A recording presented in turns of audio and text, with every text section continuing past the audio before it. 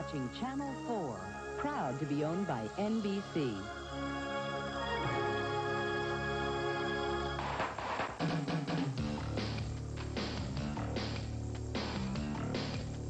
Channel 4 Sports presents Colorado Buffaloes football. Live from Folsom Field in Boulder, it's the Colorado Buffaloes versus the Colorado State Rams. Today's game is brought to you in part by Texaco and Haviland Superior Grade. More protection than you'll ever need. By U.S. West, making the most of your time. By Kinko's, the Copy Center. And also by Central Banks, the better bankers. Remax, take a step above the crowd. And IBM, working in Colorado for Colorado. All proud companies for Colorado. On a dark, dreary day in Boulder, it's Colorado versus Colorado State. Hi, everybody. Ron Zappolo along with Dave Logan. Dave, I think we're looking forward to a good one today. As usual, when CU takes on CSU, CU ranked 9th nationally. A lot of optimism around the Buffs. Well, I'm sure everybody in Boulder is pleased with that. Quite frankly, I don't think CSU really cares. They got together in '83. They resumed the rivalry. And with the exception of that first year, all of these games have been very tough and competitive. Now, CU played Monday night, and it remains to be seen how Bill McCartney will be able to get his team prepared mentally as well as physically. And, of course, a new era for CSU, the Earl Bruce era. And even though they were defeated last week at Tennessee, they certainly did a good job. Well, they played well. Anytime you play down in Knoxville and you come away a 17-14 loser, I think you've done a pretty good job. CSU has got to come in this afternoon and run the football, something that Earl Bruce has been able to do over the course of his coaching years. And Earl Bruce, I don't think, will have any problem whatsoever getting CSU mentally prepared to play CU. They should be ready. Quarterbacks today in his second collegiate start, Darian Hagan for Colorado. Looked very good against Texas, and a guy that has to make that option attack go. He's got great speed and quickness. You'll see a lot of Hagan today. And for the Rams, a transfer from Kansas, Kevin Verdugo. Well, he's played Colorado before, losing 35-10, but Verdugo excellent in the pocket, a very calm drop-back passer, and you'll see CSU put it up a bit. Colorado versus Colorado State. Back in a minute with the kickoff.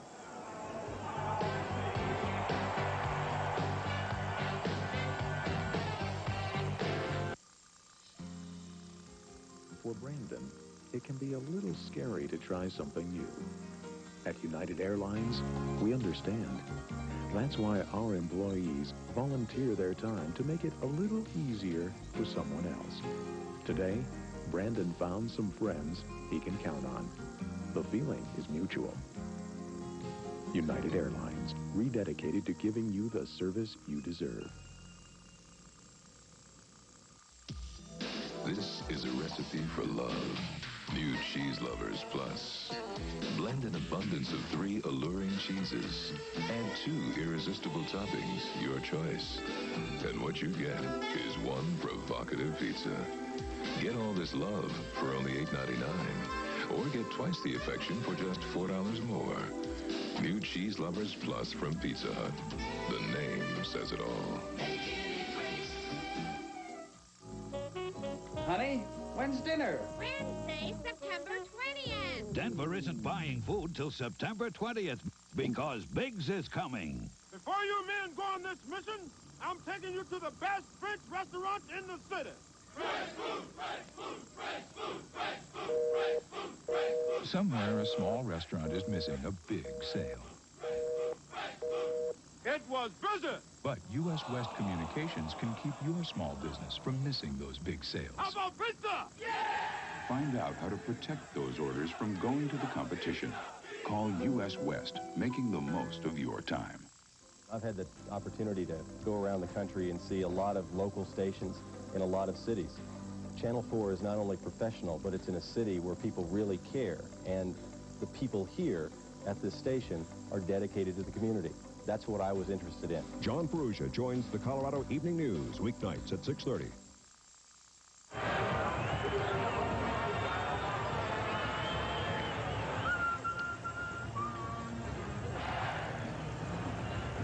As you see Ralphie leading the Buffs back onto the field, an amazing story, Dave. CSU, of course, busting it up here this morning from Fort Collins, a short bus trip. They forgot their uniforms, and they had to go back with a sheriff's escort back to Fort Collins to get the uniforms.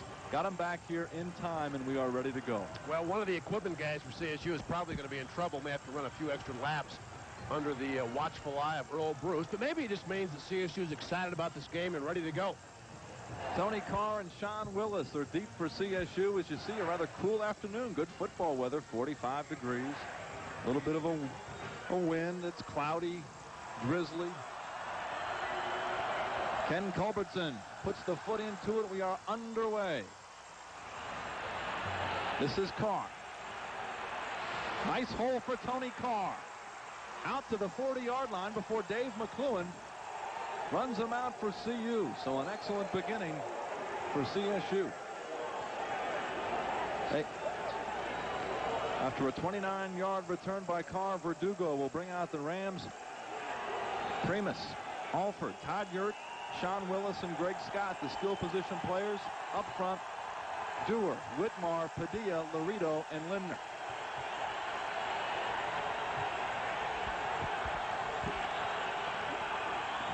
From the 41, a fumble snap by Verdugo. The flags are down as the pitch. Down the sidelines is Alford. He's got a big hole. He's going to go all the way, but I have a feeling this one may come back. It's 59 yards. Tony Alford, the junior from Doherty High School. It's definitely going to come back. I think it's the illegal formation. It is. No, it's against Colorado. It's against Colorado. 59 yards. Tony Alford striking quickly. Bill McCartney said all week in practice that he didn't think the Buffs looked crisp, and you have to wonder right away with this first play of the game if CU is ready to play. Well, it doesn't matter as far as CSU is concerned. They're definitely ready to play. The official gave the preliminary signal as offsides against Colorado State, but obviously that is not the call. What a terrific start for CSU. Mike Brown, number 3, is on for the conversion.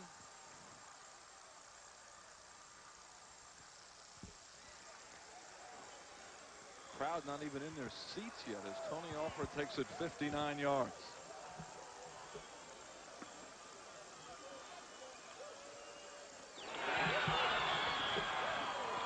And the kick is good. And you can see the Rams are pumped up. 14:44 to go in this first quarter. CSU strikes first.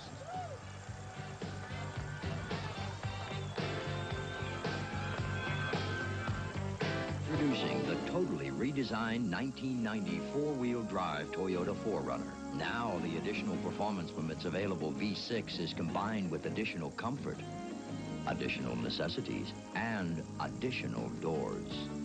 Where you go in your new four-door Toyota 4Runner is your concern. Getting you back is ours. The Denver Nuggets are hot. Lever out with the ball. Nuggets on the break, 3-on-2. Feed to Alex. Layup with a three-pointer from about 40 feet. It's good. Hot. Nuggets fans, season tickets are available now. Get the same great seat every game. Also, ask about our special 21-game package. For more information, call 893-6700. Hot. Don't miss the Denver Nuggets.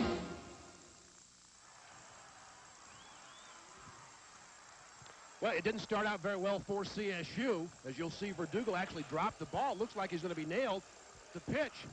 And Tony Alford never has anybody lay a hand on him. Good up-front blocking by Dorr and Whitmer. And Alford down the sideline. He's got pretty good speed because the man chasing him is Dave McCluen, who runs under 4.5 and never closed the gap with Tony Alford. I think you're right, Dave. I don't believe Alford was ever touched. That's exactly what CSU needed to do. Get off to a quick start, make something positive happen, and take a little bit of the Buffalo's momentum that they achieved last Monday night away. Ransow kicking off for CSU. M.J. Nelson 3 yards deep. Will down it. CU will take it 1st and 10 from their 20. And they've got to get their crowd back in it because they're stunned. Of course, a number of CSU fans in the crowd as well. Darian Hagan, his second collegiate start. Eric Kissick, Mike Pritchard, and the All-American candidate Eric Bieniemy. Jeff Campbell, the wide receiver. John Perrick, the veteran tight end up front. A big and experienced offensive line. Coleman, Garton, Leuenberg, Muhlenberg, and Mark Vanderpool. From the 20, Darian Hagan. This is Bieniemy. He's got a big hole. He's got a first down. He's out to the 31, a pickup of 11. Selwyn Jones, the right corner, ran him out. A first down for Colorado. Good job up front by the CU offensive line, and Darren Muhlenberg with an excellent block at the point of attack. Eric Bieniemy, maybe a little heavier than last year, but still has good enough quickness to bounce it outside. Right now, CU has to be very patient, not try to get everything back in 2 or 3 plays, and just methodically march down the field. Colorado coming off a 27-6 win Monday night against Texas. Bill McCartney was concerned how his team would respond. Here's Kissick, the big fullback. Craig Jersild, the strong safety, number 4, hit him first. Kissick is out to the 37. That'll be a 5-yard pickup. 2nd and 5. Chirico, Grimes, and Hanks up front. John Moran, Lance Aune, and for Eric Tippecanock, Gary Thompson, and Steve Rule, the backers. The secondary, Harlan Carroll, Dan Wilson, Craig Jersild, and Selwyn Jones.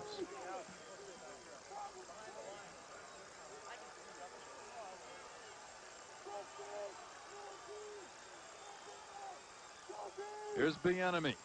Not much room. He was hit right away by number 90, Paul Hanks. Bieniemy will be lucky if he got back to the line of scrimmage. And he did. Make it 3rd and 5.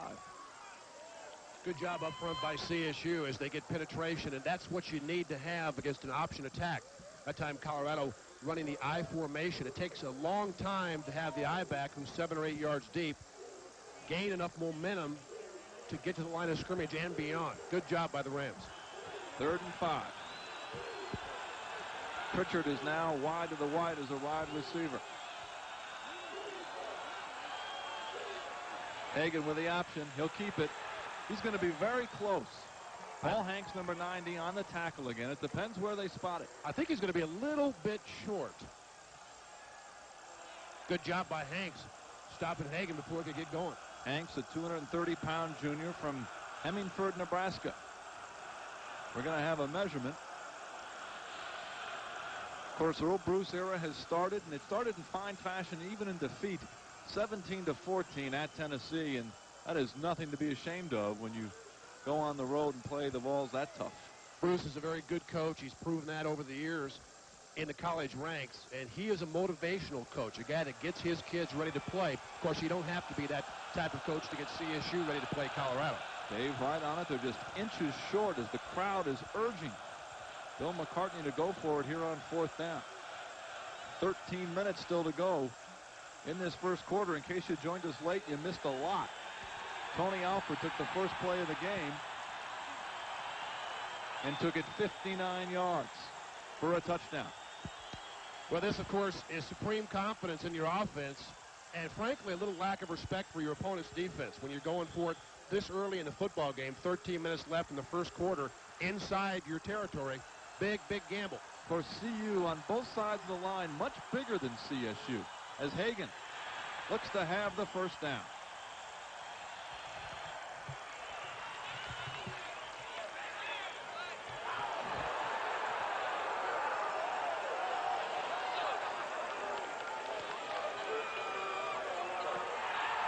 And it is a Colorado first down.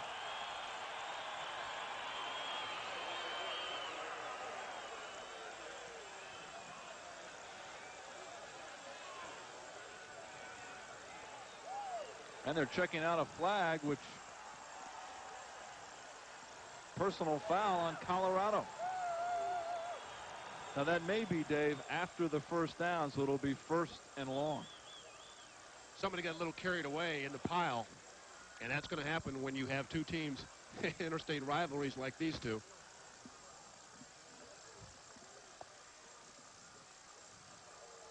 So now you'll have 1st and 25, and not the ideal situation, obviously, for a run-oriented team. Dave, the Buffs up front give you an example. On the offensive line, they average 273 pounds a man, the Rams 245. On the defensive line, the Buffs average 272, the Rams 234. And that right there points out the differences. Hagan has it on first down. Hagan's ahead of the pack. Only one man can catch him. There goes Hagan. He will score.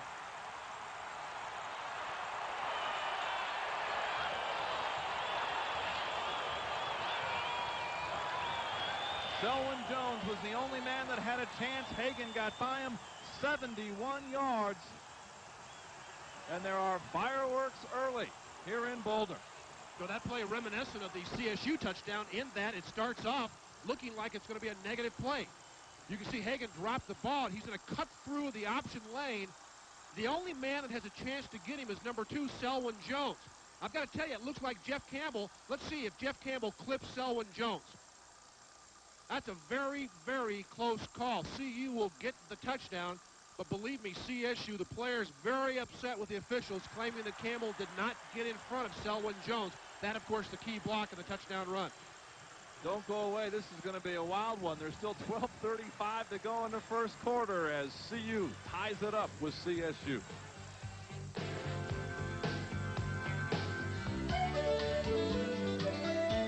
Texaco's new System 3 gasoline helps prevent clogged fuel injectors and intake valve deposits. You'll get more power from every octane. It even helps restore performance to older cars. This is not my car. This is not my car. This is my car.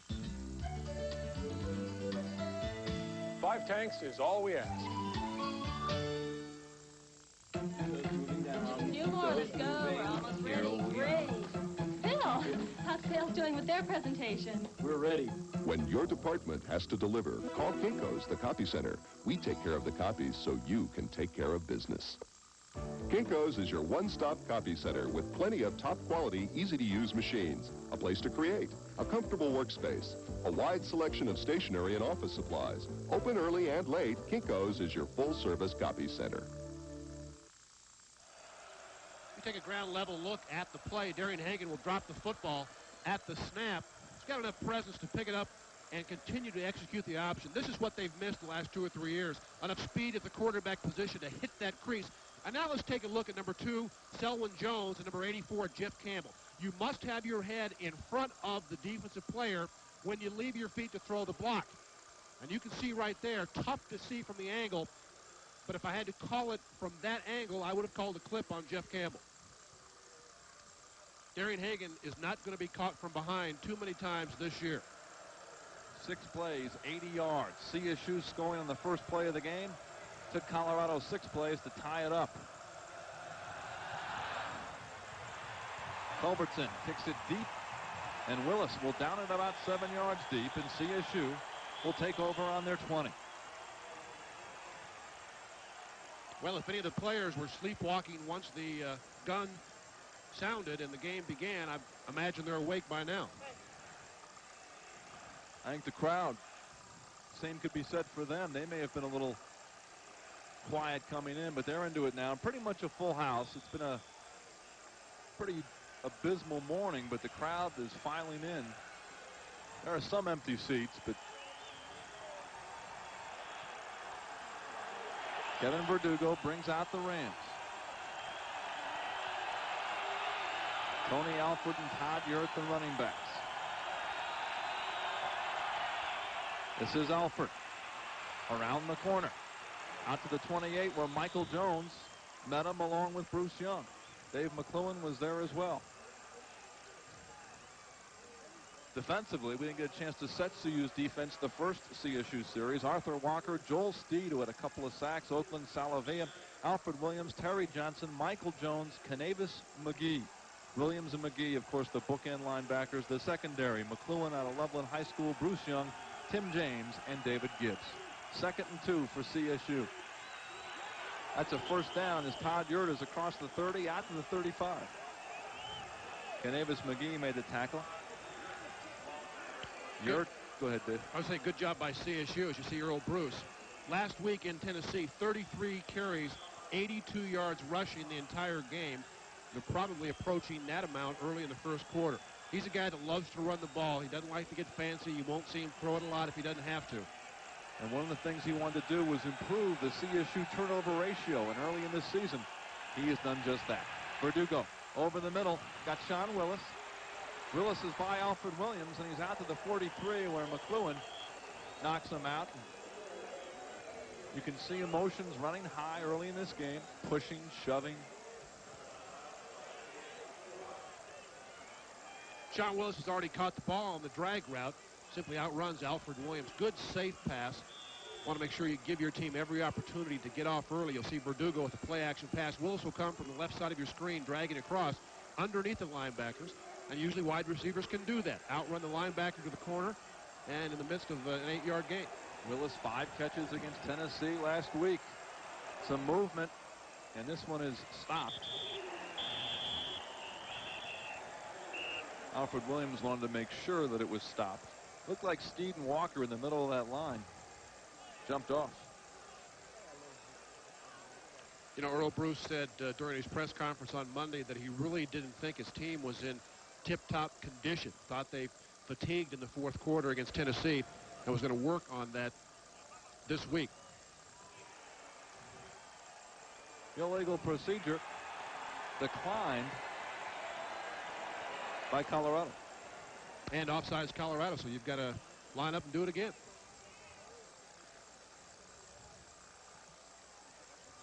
So throw out the play. It'll be 2nd down and 2.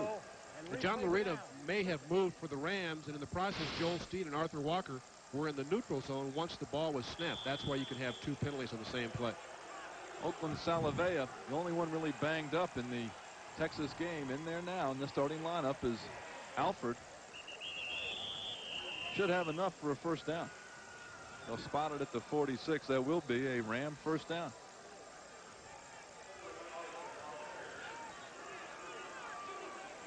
Bill McCartney in his 8th season, 36, 44-1 in Boulder, but 29-19 the last 4 years. As you look at part of the crowd here at Folsom, Earl Bruce in his 1st season with the Rams, but his 18th season as a college coach. Of course, 9 years at Ohio State and 6 before that at Iowa State.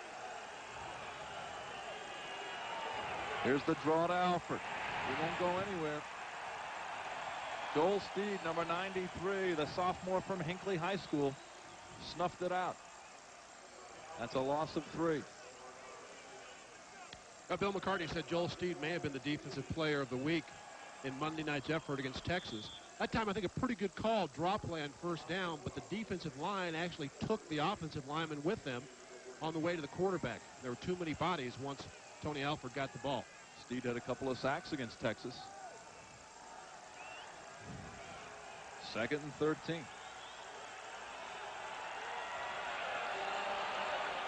Verdugo looking to throw. Here comes the rush. Gets it off to Willis. He's got it at midfield, and Michael Jones wraps him up there. 2nd catch for Willis. It'll be 3rd and 6. Well, we told you at the top of the telecast that Kevin Verdugo has great presence and poise in the pocket. He steps up inside of the pass rush, then makes a good throw and a nice adjustment by Sean Willis, who has certainly had his moments against Colorado during his career. Willis had 5 catches last week against Tennessee and gives him enough speed as the home run hitter on the outside for the Rams. 3rd and 6. Willis and Primus are wide to the right. They've got CU jumping again. Looked like Joel Steed, number 93. That may be the one position that you get very, very antsy in the defensive line. The nose tackle. You can see the ball right in front of you. You can almost touch the quarterback in your stance. But once that quarterback delays his cadence, you have a tendency to jump off sides. Good job by Verdugo. Still 9:50 to go in the 1st quarter. 1st down. 1st and 10 now for CSU. The penalty gives them a 1st down. The ball is just inside the CU 43. A referee today, a Big 8 official, J.C. Louderbeck out of Arkansas City, Kansas.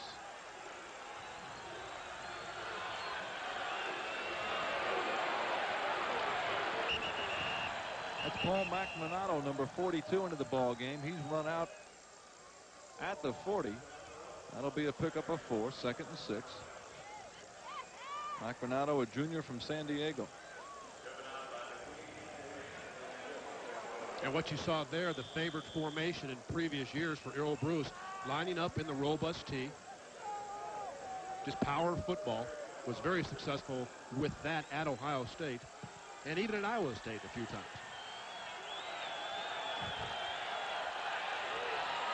Scott and Primus now move from the right side to the left side. Here's the pitch to Alford. Inside the 35, running hard inside the 30, all the way down to the buck 27.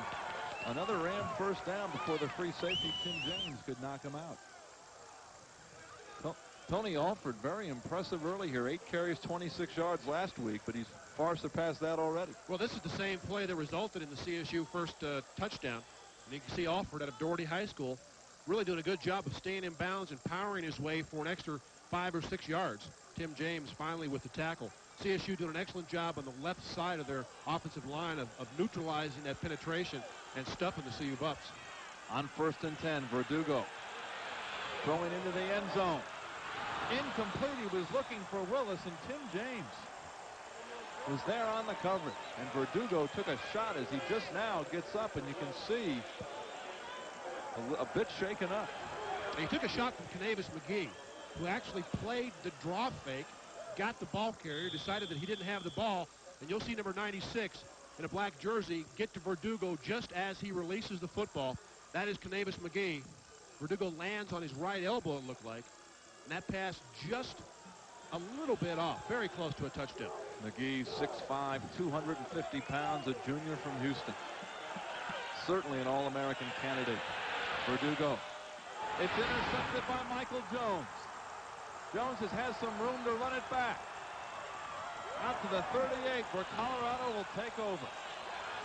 Paul McManado ran him out. A flag is down. Michael Jones, Dave, a habit of, over the last couple of years, coming up with big plays. And there's certainly one for CU. Verdugo just makes a bad throw. Good play action fake. I believe he's trying to get the football to Sean Willis in a crossing route, but Willis is much deeper than Michael Jones. And this one, as you can see, no white jerseys even in the vicinity. Of course, linebackers love this. They all think they were fullbacks when they were in high school. A lot of them were. You can see Jeff Chrisman, Paul McManado, running him out of bounds. And I think it's going to be a clip, possibly on CU on the return. They'll spot it at the CU 23, so a 15-yard penalty. Dave is right, it is a clip. So CU will start on their own 23. If you look at Earl Bruce. Well, he hates to have things like that happen. Bruce is a guy, as I mentioned, loves to run the ball. And I think he comes from the school of thought that when you throw the ball, only 3 things can happen, and 2 of them are bad. In that case, he was right. CU went 80 yards in 6 plays the first time they had it. George Hemingway now in the game, number 22. Here's J.J. Flanagan in the game. Nice open field tackle by Gary Thompson, number 44, the strong side linebacker from Oberlin High School. Flanagan got to the 29, a pickup of 6. It'll be 2nd and 4. And there is a flag down. And it's on Colorado.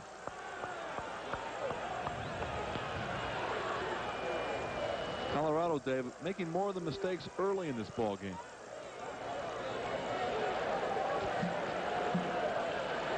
Well, I'm sure Bill McCarty will partially blame those mistakes on the fact that he's had only 3 days to prepare. And it's tough to get, on any level, a team ready to play an interstate rival when you've had that short a period of time to do so. Give CSU credit, though. They came out as we knew they would, very fired up and certainly prepared. You see what Hagan did last week? He had 210 yards total offense. He had 95 yards through the air. Hagan's got it. He's back about to the original line of scrimmage.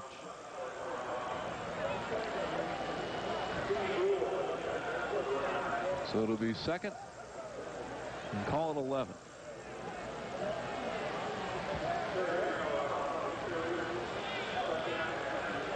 Colorado last week looking, I thought, quite good offensively against a pretty good Texas defense.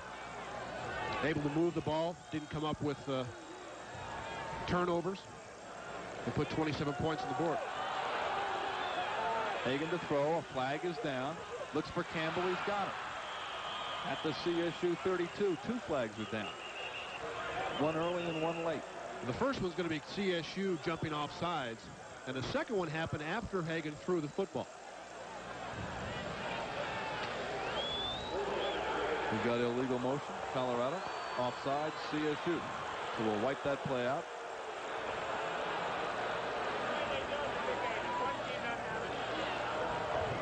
Still 8 minutes to go in the first quarter.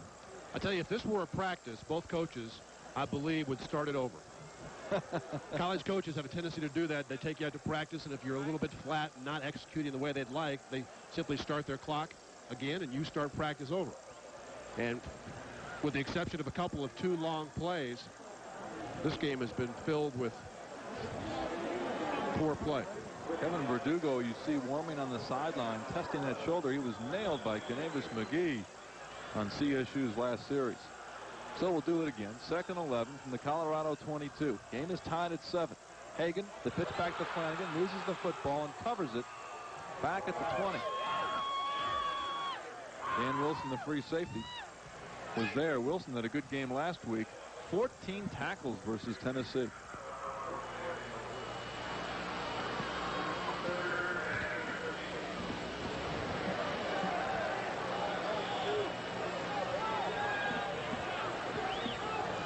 .7:20 and counting to go in this first quarter. 3rd and 13. The ball at the 20. Campbell and Pritchard are the wideouts. Hemingway and Flanagan behind Hagan. Hagan may be audibly.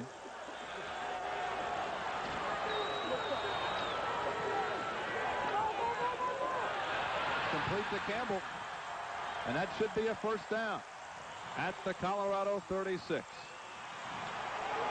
Well, and although he takes a couple of steps to his right on the drop back, this may be the first drop back pass that Darian Hagan has thrown. Does a good job of getting back and setting his feet. And Campbell with a very nice catch, getting both hands underneath the football. You see him go to the post, try to force the defender inside, and a good plant as the cornerback slips down and Campbell is able to come up with the catch. Harlan Carroll on the coverage lost his footing, and a good job on 3rd down by CU. On 1st down, Hagan gives it to Hemingway. He's hit and stood up by the free safety, Dan Wilson. Fine play by Wilson from Coronado High School down in the Springs. Well, that's a nice tackle. Kid that led CSU last week in tackles against Tennessee, and against an option attack, you want your free safety to be involved. Dan Wilson, 14 tackles against the Volunteers, and he'll have a few today if they're playing good defense. 2nd down and 7. Ball at the CU 39.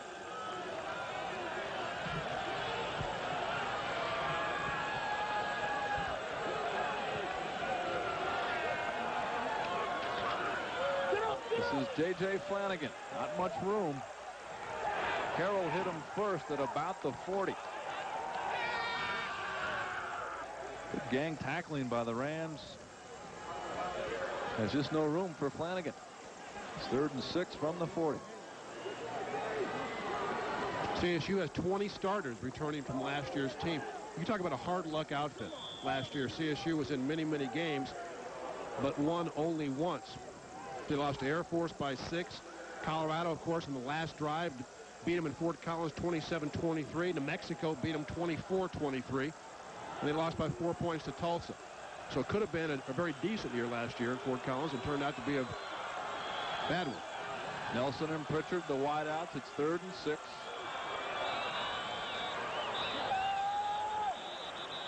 Another flag is down as they stop this one. This first quarter filled with penalties.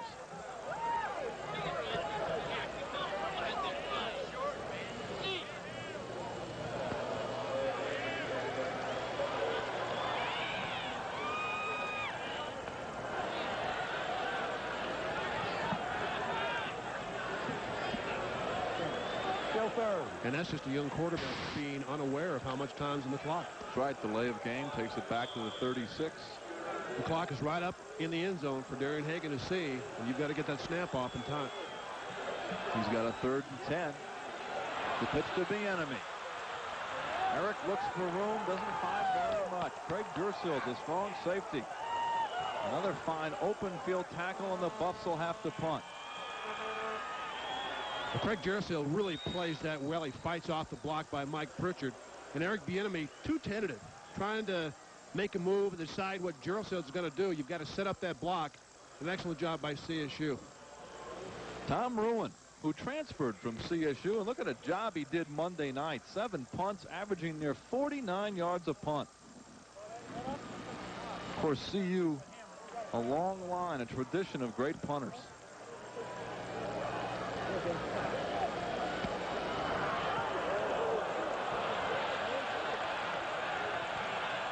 Rodney Bowen lets it go out of bounds at the CSU 19. This telecast, an exclusive presentation of KCNC and the National Broadcasting Company, is intended for the private use of our audience. Any reproduction or rebroadcast of this telecast without the expressed written consent of KCNC is prohibited. 39-yard punt by Ruin. CSU takes over 1st and 10 from their own 25. Verdugo back in there. Handoff to Alford. He bounces outside. Across the 30 to the 33, where Bruce Young, the veteran strong safety, makes the tackle. But an 8-yard pickup for the Rams.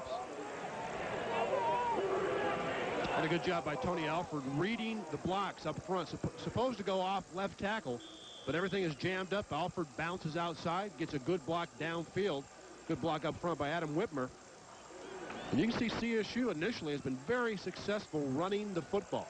Something that weren't able to do. It's something Earl Bruce said this week they had to do. There's the handoff to Macronado. He's across the 40 to the 41. Terry Johnson, number 48, along with Bruce Young, make the tackle, but that's a 1st down for the Rams. Macronado gives you a little more size than Alford and certainly power. Just cuts it up inside. You can see McGee getting knocked out. And this is the kind of football, again, that Earl Bruce loves. 4, 5, 6, 7 yards at a crack. You can dictate the pace of the game. You can keep the opponent's offense off the field, and you can stay close, certainly in the first quarter. Willis and Primus now in the game as wide receivers on 1st and 10. It's Alford. Alford wins. Along with Michael Jones and Arthur Walker stood him up.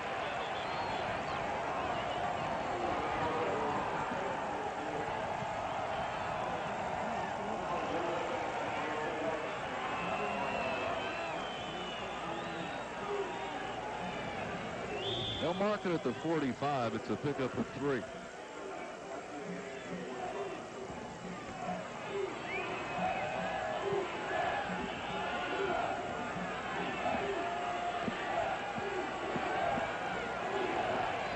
Verdugo, play action. Looking deep for Willis. Got him. Willis is going to score.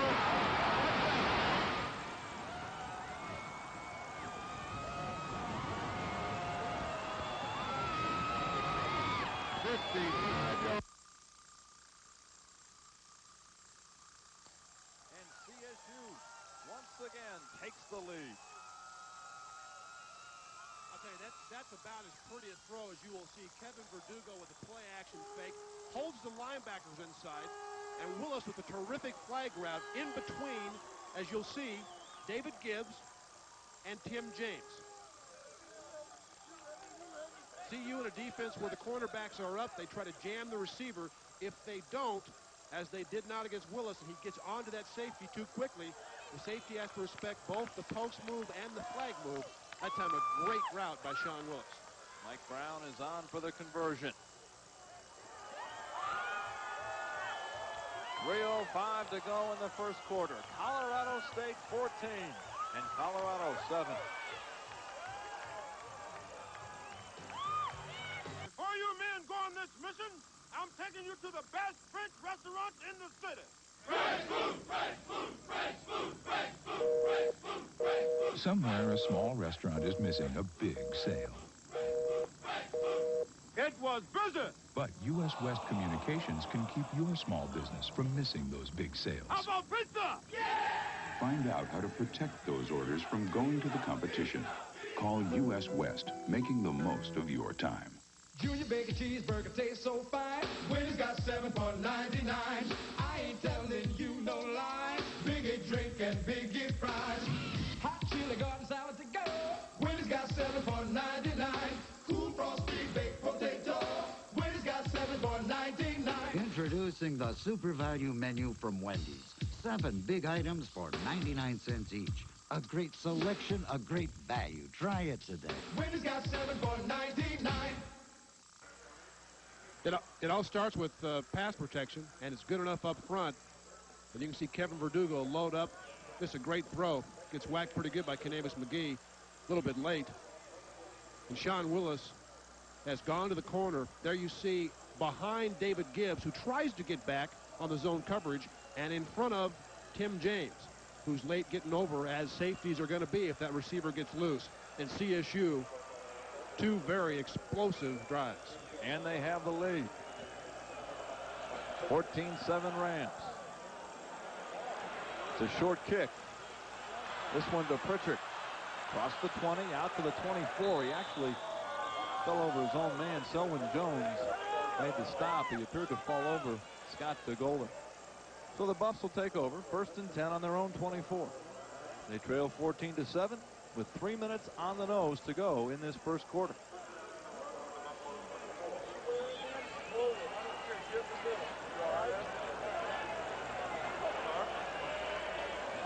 Bieniemy back in there with Pritchard and Kissick. This is Eric Bieniemy. A big hole up the middle, out to the 33. Gary Thompson tripped him up. He'll be about a yard short of a first down.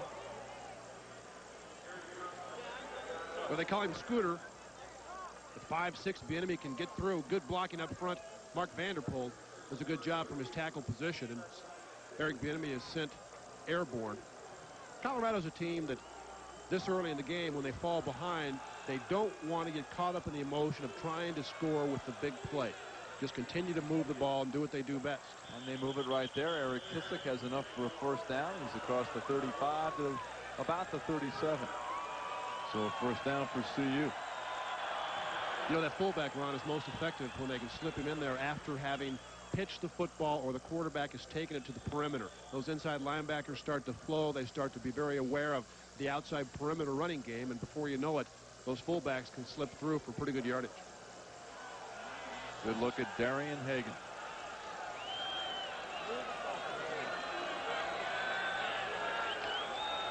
This is Bieniemy. He's got a big hole.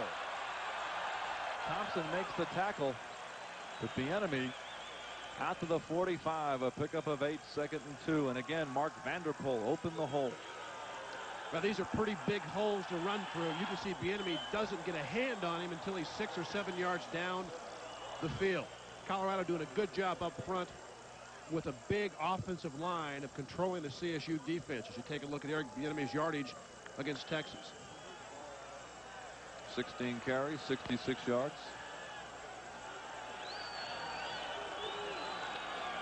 Here's Eric again, and right away, Chirico, number 60, nails Bieniemy short of a first down. Robert Chirico, the junior from Smoky Hill, 4th on the team in tackles last year, started all 11 games.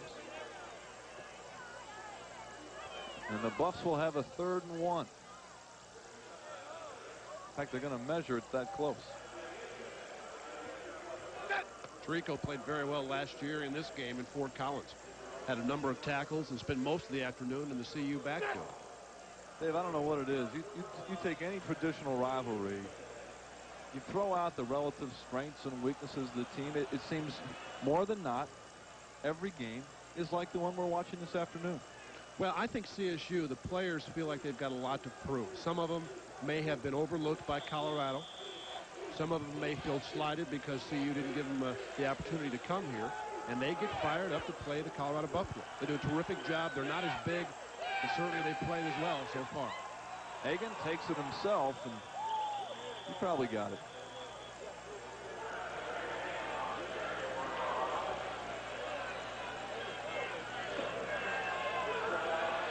And it is a Colorado first down. Ball at the CU 48. That's got to be a concerned head coach. And he's been very, very honest all through the week. He hasn't had good practices. He said, hey, I hope we don't look ahead to Illinois next Saturday right here at Folsom Stadium. We've got to prepare for CSU and do it in a short period of time. The handoff to Kissick up the middle into Ram territory at the 47. Gary Thompson again made the tackle on Kissick, the senior from Overland Park, Kansas, 6 feet, 225 pounds. Been a solid player here in Boulder.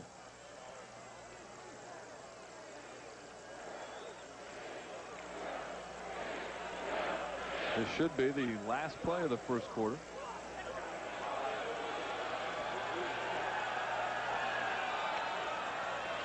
The enemy looks for a spot, gets across the 45 to the 44. Chirico hit him low and knocked him down. We've played a quarter here in Boulder. Colorado State 14 and Colorado 7. Again and again, KG Menswear keeps you coming back. He's back for a Hager wool blend sport coat, tailored in a herringbone weave for everyday wear, only $79.99. He's back for an Imperial by Hager sport coat, tailored from 100% wool in classic Shetland patterns. They're just $99.99. KG keeps you coming back again and again and again. KG Menswear, great clothes for everything you do. You know me as a tough guy on the field, but off the field I've got a soft spot for people in need. That's why I'm the honorary chairman of the Sachem Project. My newest team, Supreme Subaru and Richards Mazda, are giving $100 for every new vehicle sold during the entire 1989 season. Here's a great opportunity for you to help thousands of people in need.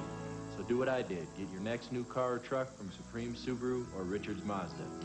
Supreme Subaru and Richards Mazda, 1 mile west of I-25 at 104th. The expanded First News at 4 premieres Monday, September 11th. Ron Zapolo and Dave Logan back at Folsom Field in Boulder, where the Colorado State Rams have been the more impressive of the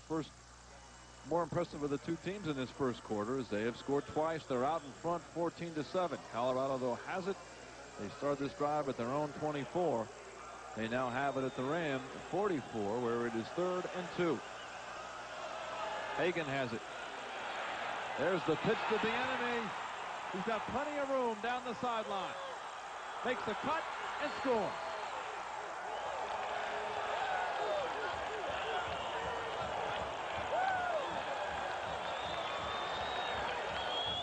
Dave, that was a great pitch by Hagan. I'll tell you what, it turned out to be a great pitch. When he pitched it, I think Bill McCartney probably had his heart stop for 2 or 3 beats. Watch Hagan get right behind Eric Kissick, and he's going to make this pitch actually over the outstretched arms of a CSU Ram. The enemy does a good job of using these blockers. You can see Mike Pritchard out in front of him. Jeff Campbell cuts back inside, and it turns out to be a rather exciting touchdown run. Ken Culbertson ties the game at 14.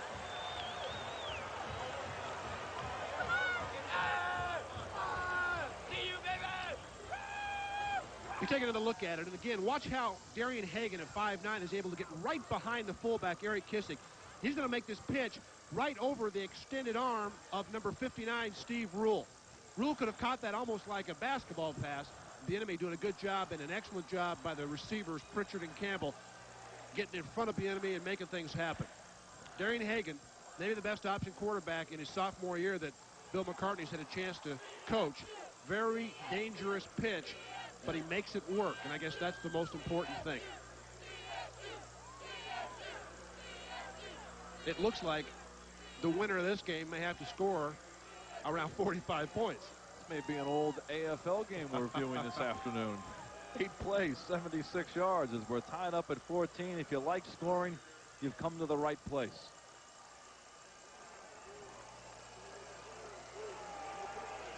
Culbertson, the senior from Boulder, will kick off. Willis and Carr are deep for the Rams.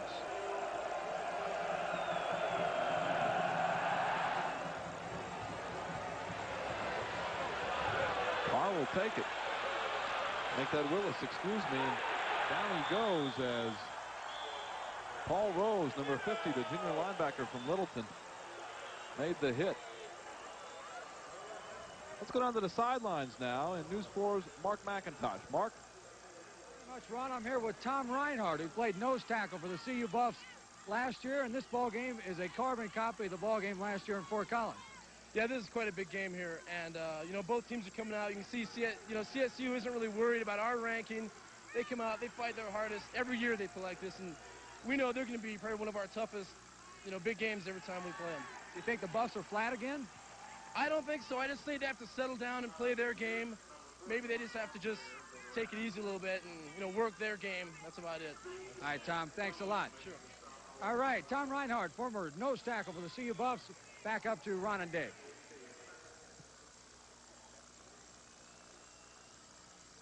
Rams after a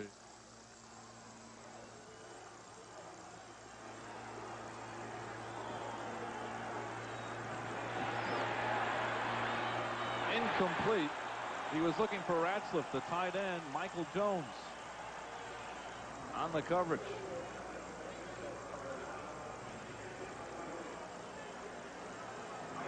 After one, Colorado State 110 yards rushing, Colorado 133. CSU, of course, the long touchdown pass to Willis. The difference in the passing, and you see the total yards.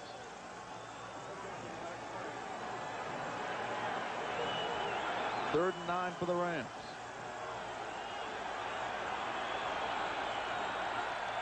Primus in motion. This is a draw play to Alford. Stopped right at the line of scrimmage. McGee and Terry Johnson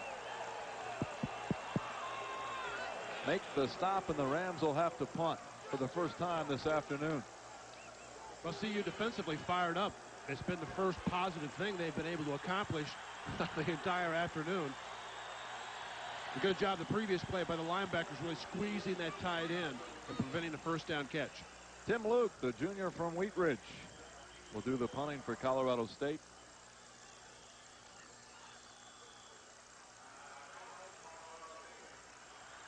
And CSU has taken a timeout. 13:34 to go in this first half. Colorado and Colorado State all tied up in Boulder.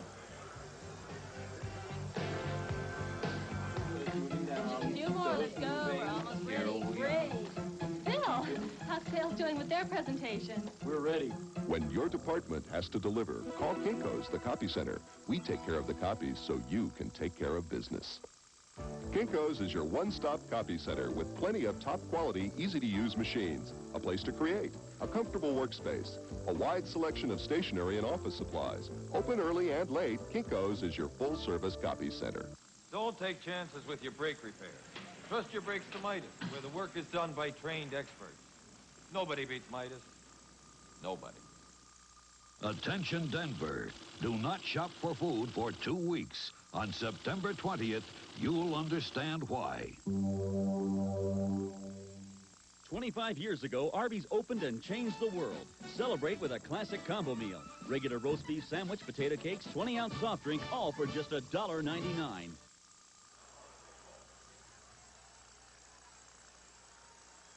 Tied at 14 here in Boulder. You see the time remaining. It's been a game of big plays so far. CSU, a 17-point underdog. They don't know that. They don't care about that. Earl Bruce said earlier this week, we just want to be in a position to win the game in the fourth quarter.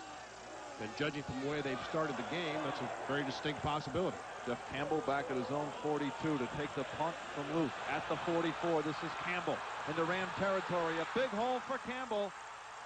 Finally knocked down at the 30.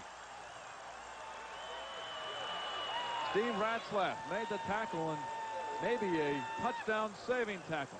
Well, when you kick this low, you don't give your guys a chance to come down and break down. And what you have is a guy with 4.3 speed that's running at you while you're running full speed the other way. And Campbell, if he breaks that tackle, probably scores.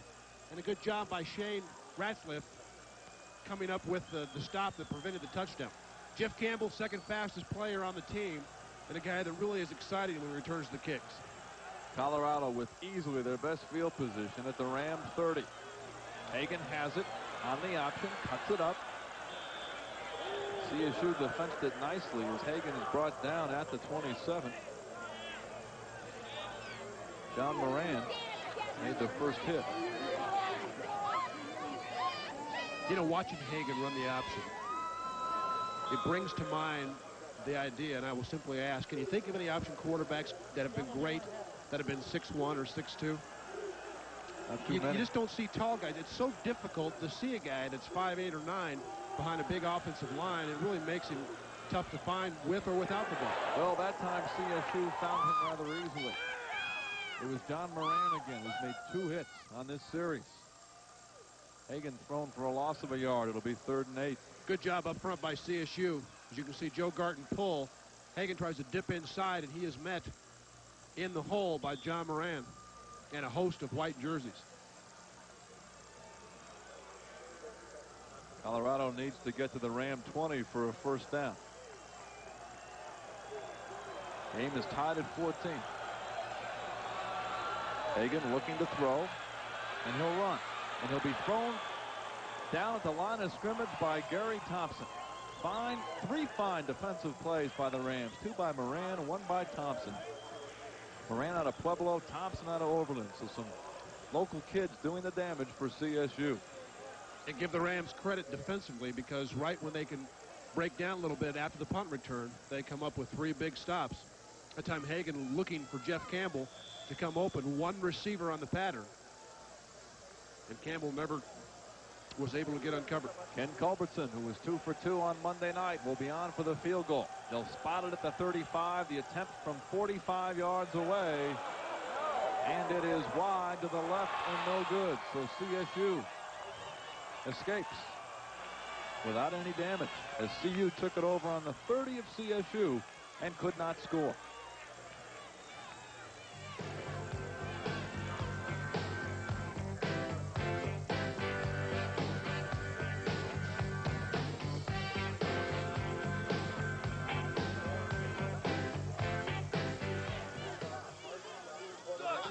To go in this first half. The Rams have given Colorado all they wanted and more. Verdugo brings the Rams out 1st and 10 from the 28.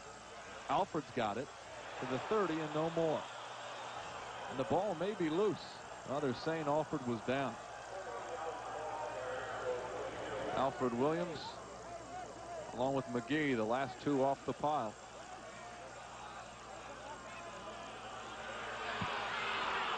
David Gibbs was acting like he had the football. David, of course, the son of Alex Gibbs, a friend of all of ours, the offensive line coach of the LA Raiders.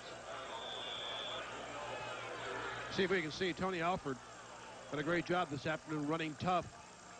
When he gets stood up and the ball absolutely is clean, comes free before Alford goes to the turf. We couldn't see as to who came up with it. This is Mac Renato to about the 34. Alfred Williams and friends on the stop. Michael Jones had him low. Alfred Williams had him high. They'll mark it just shy of the 35. It'll be 3rd and 4. Colorado defensively really going after the football every time a Ram has it. That can be good. That also can be dangerous because you'll miss a lot of tackles if you try to get the football and you're unsuccessful. CSU has Eastern Michigan next week and Cal State Fullerton the week after. So certainly the Rams primed for a good start here in '89 under Earl Bruce. Verdugo. It's complete to the tight end Scott, and a saving tackle by Bruce Young. Greg Scott, 205-pound senior from Canyon City. Ron, we mentioned earlier about the robust T formation. All 3 backs in, 2 tight ends, and Scott slips to the outside, and you can see Dave McClellan goes to the tackle. Can't get Scott to the ground, who caught a touchdown pass last week in Knoxville. And Bruce Young with the saving tackle. Scott had 3 catches last week for 9 yards, and as Dave pointed out, 1 for a touchdown. CSU 1st and 10 from the Buff 24. Todd Urt running hard up the middle inside the 20 to the 18. Walker and Williams making the stop.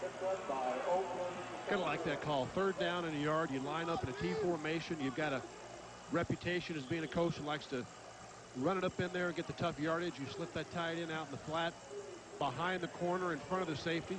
Very similar to the pattern by Sean Willis for a touchdown. Funny how Kevin Verdugo looks much better in Fort Collins than he did in Kansas. Looks pretty good in Boulder, too. Yeah. Here's Yurt across the 15 to the 14. Alfred Williams made the stop. Rams are close to a 1st down. Clock is running, less than 9 minutes to go in the first half. 14-14 ball game.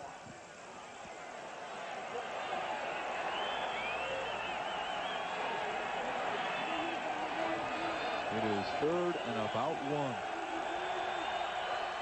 McManado in the ball game. Here's Alfred, and he's tripped up right away and thrown for a loss. Looked like he tripped over one of his offensive linemen. Adam Whitmer, number 65, actually tripped him up. You'll see Whitmer from the left side pulling, gets knocked into the ball carrier by Michael Jones. Colorado being very aggressive defensively, sent both inside linebackers, and Jones got to the point that Whitmer on the trap block couldn't turn up in the hole and seal it. Mike Brown is on to attempt a field goal. He was 2 of 3 last Saturday night at Tennessee. They'll mark it at the 23. It'll be a 33-yard attempt. And from 33 yards out, Mike Brown has given the Rams the lead. 7:51 to go in the half. CSU back out in front.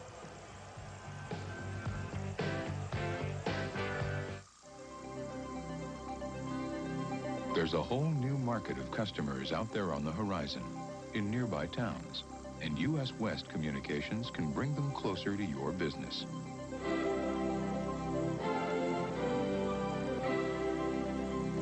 Call us, and we'll tell you how our regional calling services let out-of-town customers feel like you're right next door. U.S. West, making the most of your time.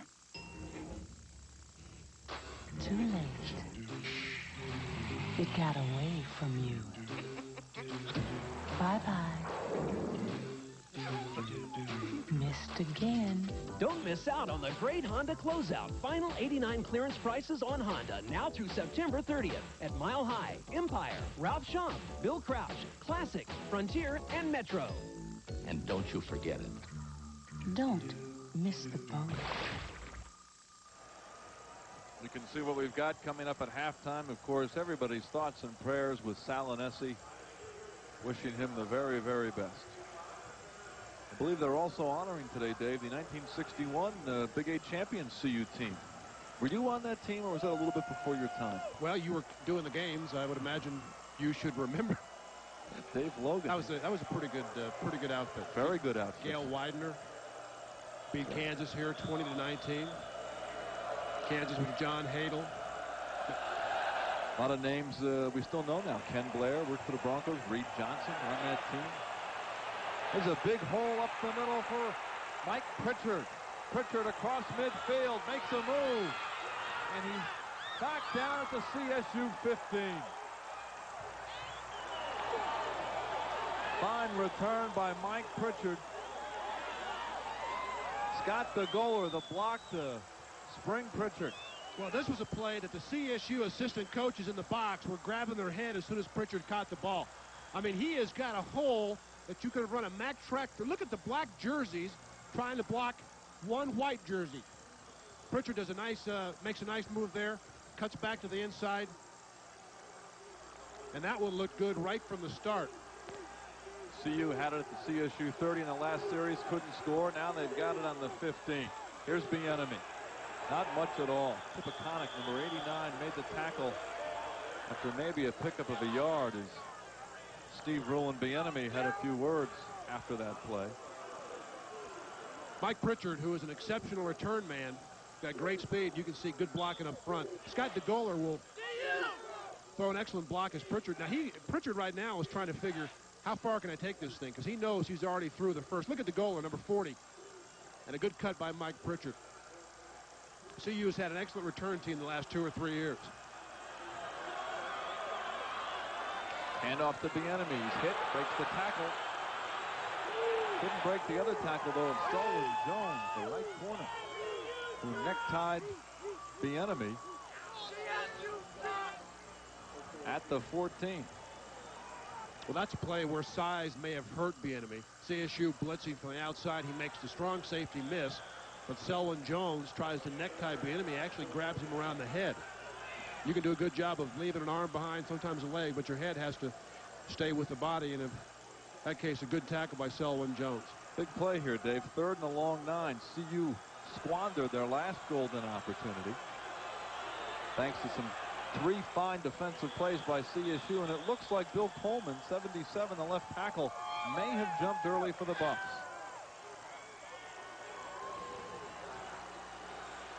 The Fort Collins partisan that are here cheering on the Rams.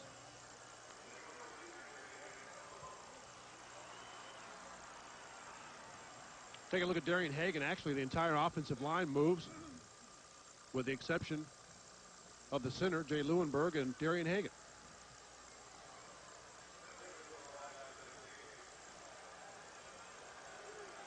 There's a key statistic in the game. 5 penalties for Colorado, not a 1 for CSU. It's now 3rd and 14. Hagan wants to throw. And he runs out of bounds at the 15. CSU, 2 excellent defensive series back-to-back. Steve Rule ran them out. Colorado will be forced again to attempt a field goal. Boy, defensively, that's what you have to do. You've got to try to stop them on 1st and 2nd down and force an option team into 3rd and long. The chances, obviously, of converting 3rd down and long situations when you predominantly are a running team are not very good.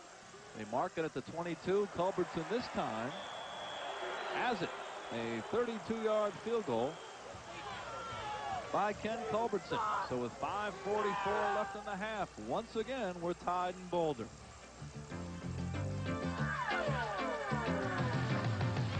Now at your Jeep and Eagle dealer, it's Double Cashback Days, featuring double cash back.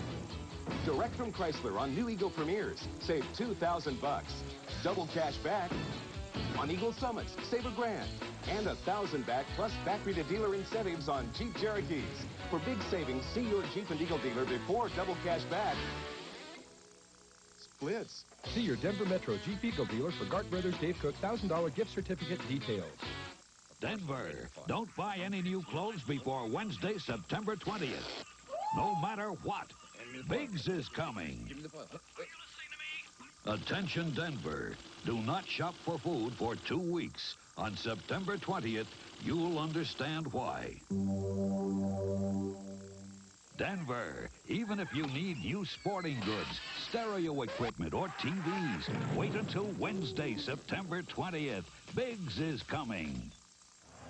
I'd like to welcome our friends watching in the Colorado Springs, Pueblo area on KOAA, channels 5 and 31 to today's game.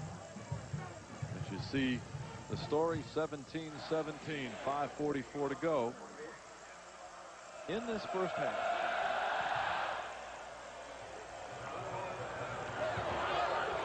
Willis will bring this one out and didn't get back to the 20.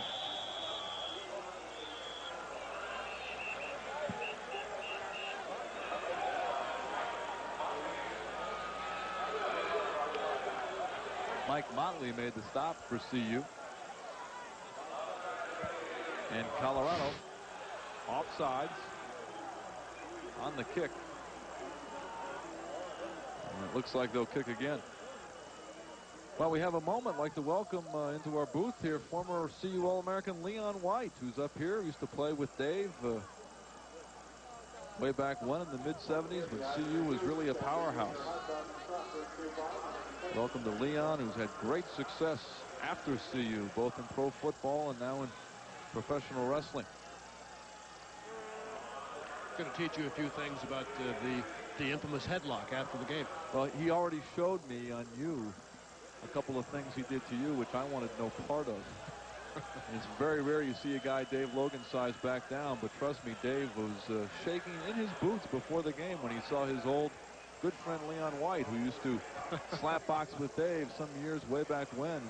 Dave still has the scars to show for it. I was the one that got slapped. You know, Culbertson last year, 59 kicks, 29 were for touchbacks, and the opponent average start on the 22-yard line. Because of the penalty, that's not going to be the case. Well, the kick comes down to the 20. Willis fields it. He's out to the 28. Greg Beekert, number 53, along with Bruce Young. Although that's pretty good coverage on the second kick, that's what makes a penalty like that so very, very important. You've got CSU backed up to the 17-yard line, and because somebody jumps off sides in the kick, you give them 10, 11 extra yards. Verdugo on the day, some impressive numbers. Already over 100 yards passing. Had 165 last week against Tennessee. Here's the draw to Alford. He's got plenty of room. Out to the 38. That'll be close to a first down, and it will be a CSU first down. Rams have really run the ball well. Good design here because most of the play-action pass has come off the draw fake. Really giving the ball to Alford now. Got a lot of wide-open yardage. Good block up front by Doug Linder. Also the fullback who you have to have as a lead block, Todd Urick, doing an excellent job. 5:20 and counting, first half. 17-17. This has been everything we wanted up here in Boulder today. Here's the pitch to Alford. Across the 40, out to the 45, where Bruce Young, the strong safety, makes the stop. But CSU continues to run the ball effectively.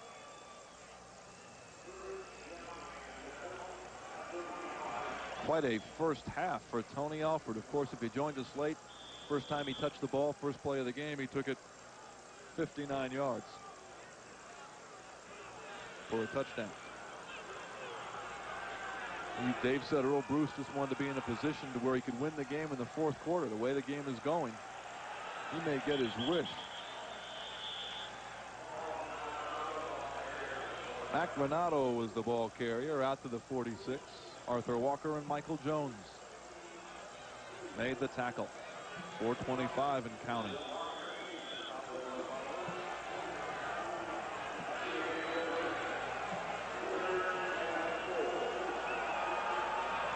Third and 4 for the Rams.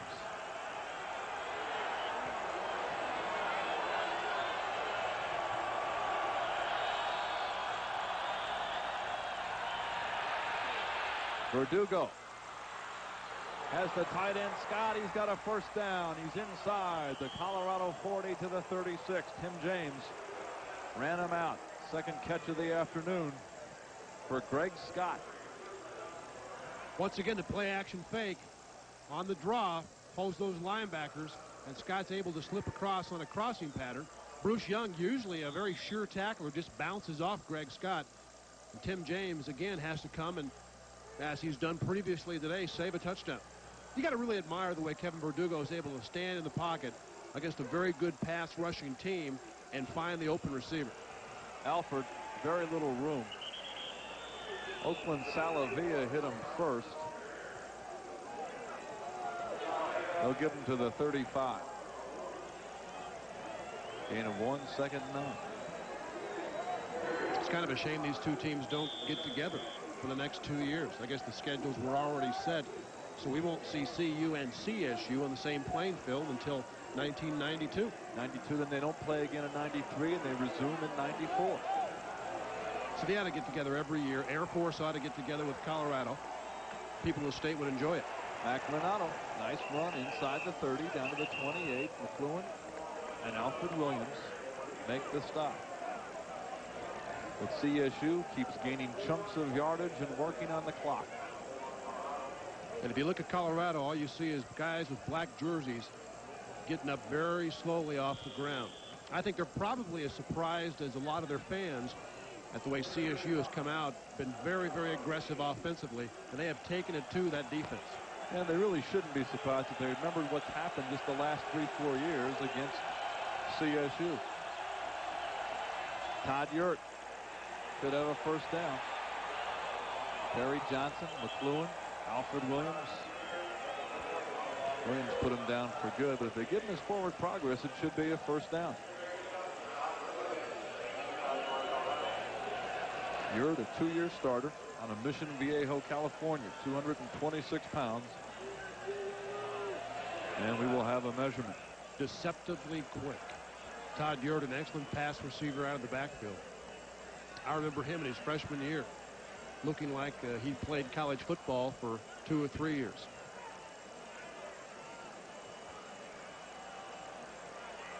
Ron, would you like to call this? I'm going to give him a first down, Dave. All right. My first prediction of the day.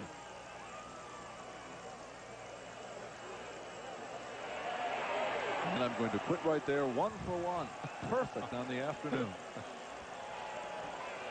Don't forget, Broncos and the Chiefs tomorrow afternoon, 2 o'clock. Broncos kick off the 89 season. John Beek and Lyde Huggins up here today and join the ball game in Boulder.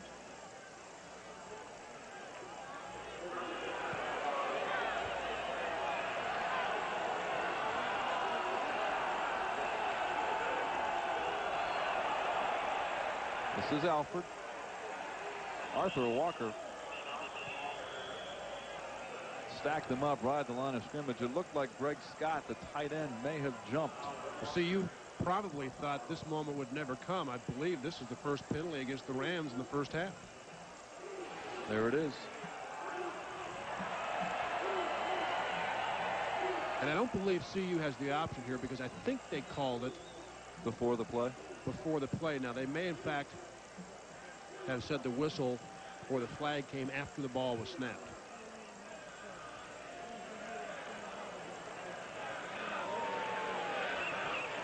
Quite a record for Earl Bruce. Established mainly at Ohio State and Iowa State. What a story when they fired him and the student body came out in revolt. Big rallies for Bruce. I know he was touched by all of that. Been a very good coach. Very successful coach. Ball is back at the 31. It's 1st and 14. Verdugo with time over the middle looking for Willis, and it's intercepted by Tim James. He breaks 1 tackle and he's out to the 20.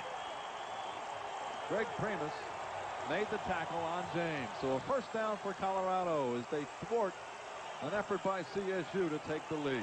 They're going to get penalized 15 yards because Arthur Walker really does a stupid thing, hitting a CSU player after the whistle.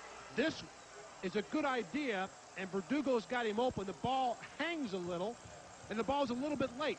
Tough to see from that angle, but Tim James has a chance to cover Verdugo under pressure from Joel Steed. Throws the pass, and you can see that ball just hangs as Sean Willis turns back the other way, and Tim James from the safety position is able to get over and make the interception. There you see the penalty against number 83, Arthur Walker, who decked a CSU player, Doug Lindner, right by the CSU bench.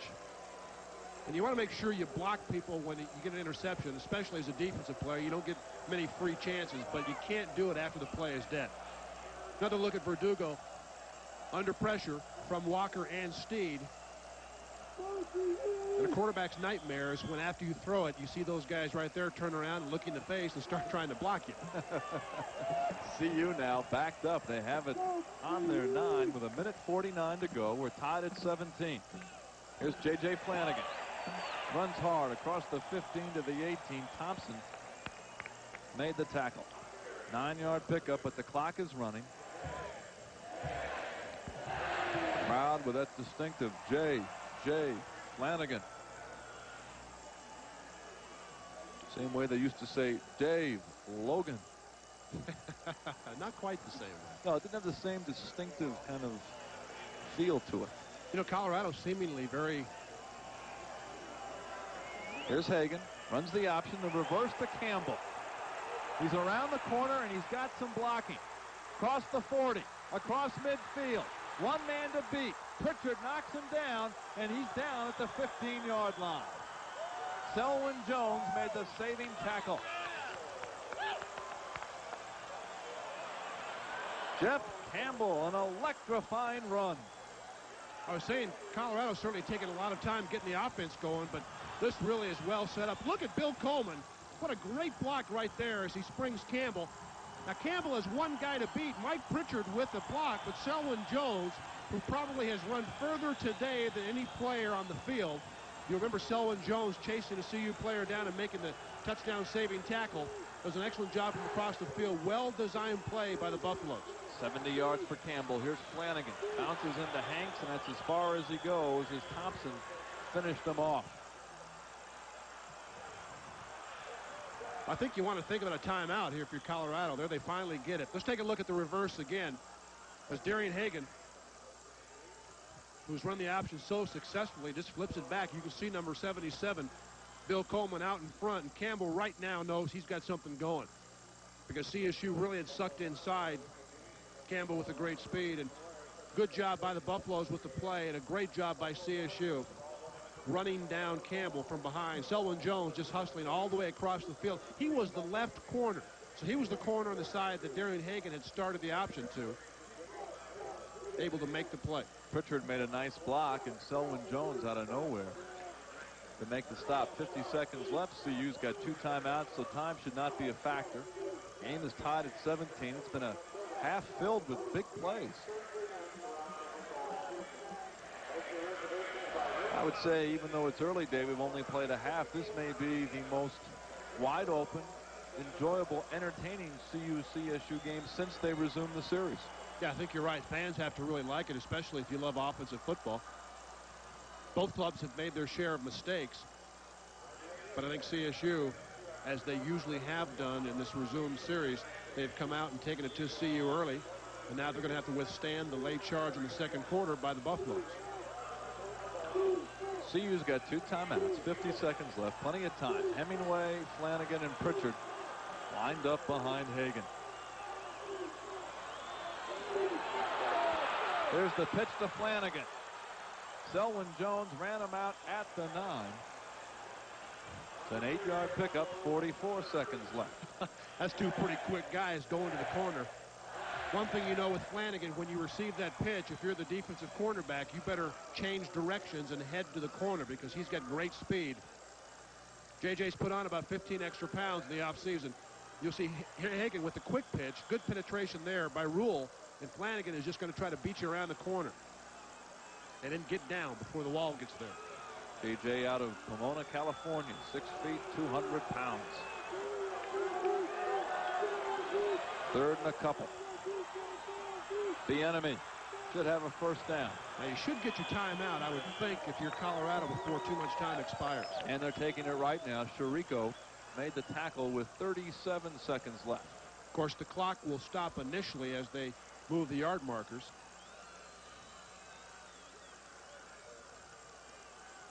You've got 2 timeouts left in 37 seconds.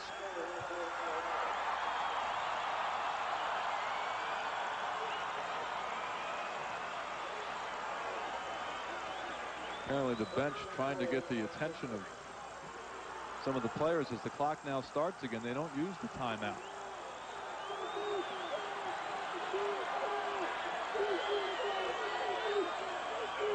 Here's Bieniemy. Bounces off 1 man, 2 men, touchdown. What a run by Eric Bieniemy.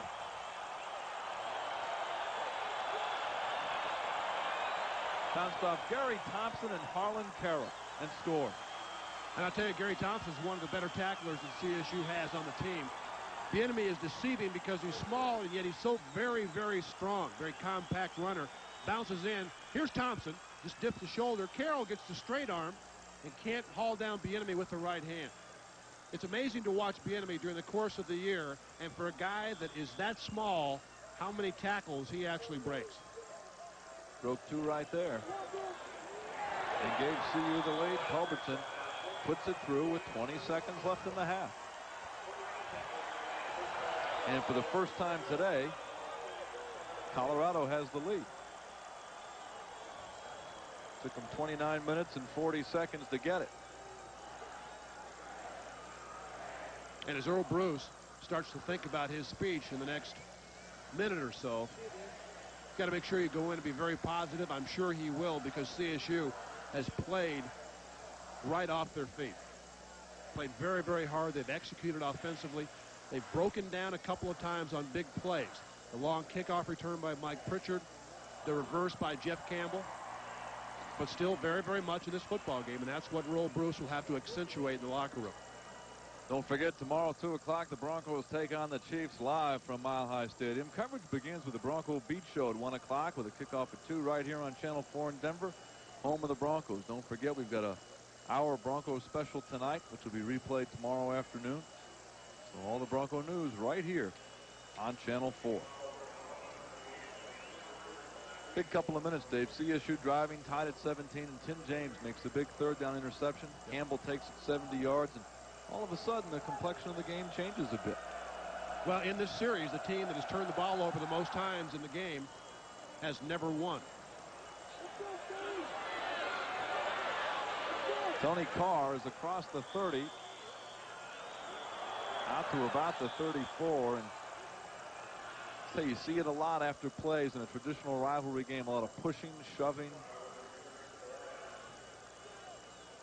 When you played here, did you wish you had played CSU? Well, I mean, I don't know if we wished we played CSU. They had a couple of good teams back in the early 70s. They were a competitive bunch. But we did play the Air Force, and that game was very similar to the game you're seeing today. Air Force much smaller than CU, but always competitive, always took it to the Buffs. Kind of an emotional game. Very much so, yeah. 13 seconds left. We'll see if Verdugo puts it in the air. Reverse. A fake reverse. Alford keeps it. Nice hole. He's across the 30 to the 32 where Bruce Young makes the tackle. Make that Brian Copeland. No, I'm sorry. It is Tony Alford. CSU with the fake reverse. Alford's had a terrific first half. He's going to get bumped right on the right thigh. Gets up limping a little bit. You can see the helmet right there by Bruce Young. CSU takes a timeout with 5 seconds left. They've got it on their own 32 in time for one more play. Well, you've got to decide if you send all the receivers deep and you throw it up. You see Alford trying to walk off the thigh, Bruce, or you just kneel down and call it a half and take your troops in and resume the second half. Don't forget the Bill McCartney Show, Sunday nights at 11 o'clock following Sports Extra right here on Channel 4 in Denver, home of the CU Buffaloes. Of course, that show hosted in fine fashion by my partner, Dave Logan. Watch that show often. You must stay up late. I'm a late night guy. You know, I work at night. I enjoy seeing you and Bill McCartney hashing over. I'll be watching tomorrow night. Yes. As you talk about this one.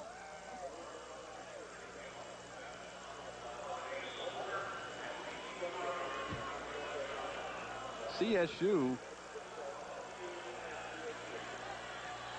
goes to Mike Jimenez at quarterback for this last play, and he hands off to Tony Carr. Nice hole for Tony Carr as he gets all the way out to midfield as time will expire as Alfred Williams made the stop. We played a half. Colorado 24, Colorado State 17 in what has been a very eventful, entertaining first half of football. Had a little bit of everything. Had good punt returns, good kickoff returns, excellent passing by CSU, some good option attack football by Colorado. I don't think either head coach is going to be pleased with their defensive effort. Let's go down now to Mark McIntosh. Bill McCartney, coach, you got the lead, but it hasn't been real pretty.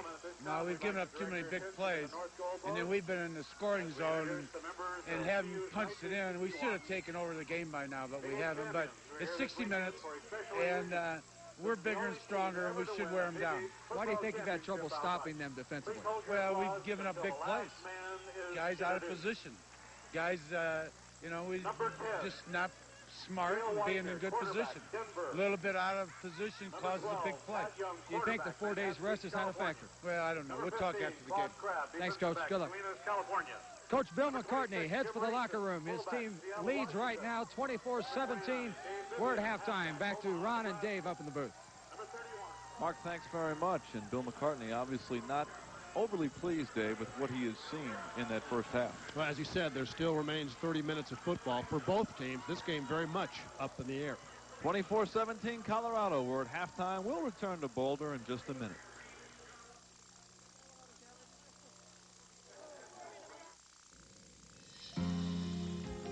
For Brandon, it can be a little scary to try something new. At United Airlines, we understand. That's why our employees volunteer their time to make it a little easier for someone else. Today, Brandon found some friends he can count on. The feeling is mutual. United Airlines, rededicated to giving you the service you deserve. The Denver Nuggets are hot. Lever out with the ball. Nuggets on the break, 3-on-2. Feed to Alex. Layup. Adams with a three-pointer from about 40 feet. It's good. Nuggets fans, season tickets are available now. Get the same great seat every game. Also, ask about our special 21 game package. For more information, call 893-6700. Don't miss the Denver Nuggets. Too late. It got away from you. Bye-bye. Missed again. Don't miss out on the great Honda closeout. Final 89 clearance prices on Honda now through September 30th at Mile High, Empire, Ralph Schomp, Bill Crouch, Classic, Frontier, and Metro. And don't you forget it. Don't miss the boat.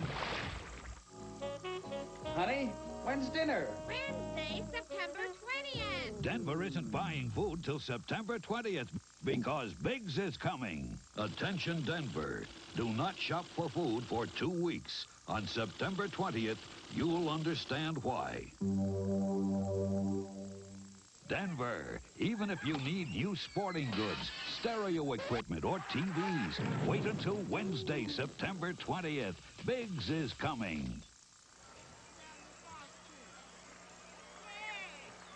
We're at halftime in Boulder. Let's now go down to the field and Mark McIntosh. Thank you very much, Ron. We're at halftime, as you say, of a very exciting ball game. The Buffs lead 24-17. Now, Monday night, the Buffs beat Texas 27-6, an outstanding ball game. And quarterback Salinesi, who's battling cancer, fulfilled a promise to his teammates. He was here at the ball game to cheer him on to victory. The Buffs captains walked holding hands to midfield opening night against Texas. It wasn't to prove big, tough football players have a compassionate side. It was to show their cancer-stricken leader, Salinesi, who was watching the game from the press box, that the Buffs together will make this season special for number 8. Yeah, he was there tonight and inspired all of us. We all saw him in the stands, and in a lot of ways that really helped us win this game. The Buff players do not hide their emotions when talking about Anesi. In fact, they wear their feelings on their sleeve.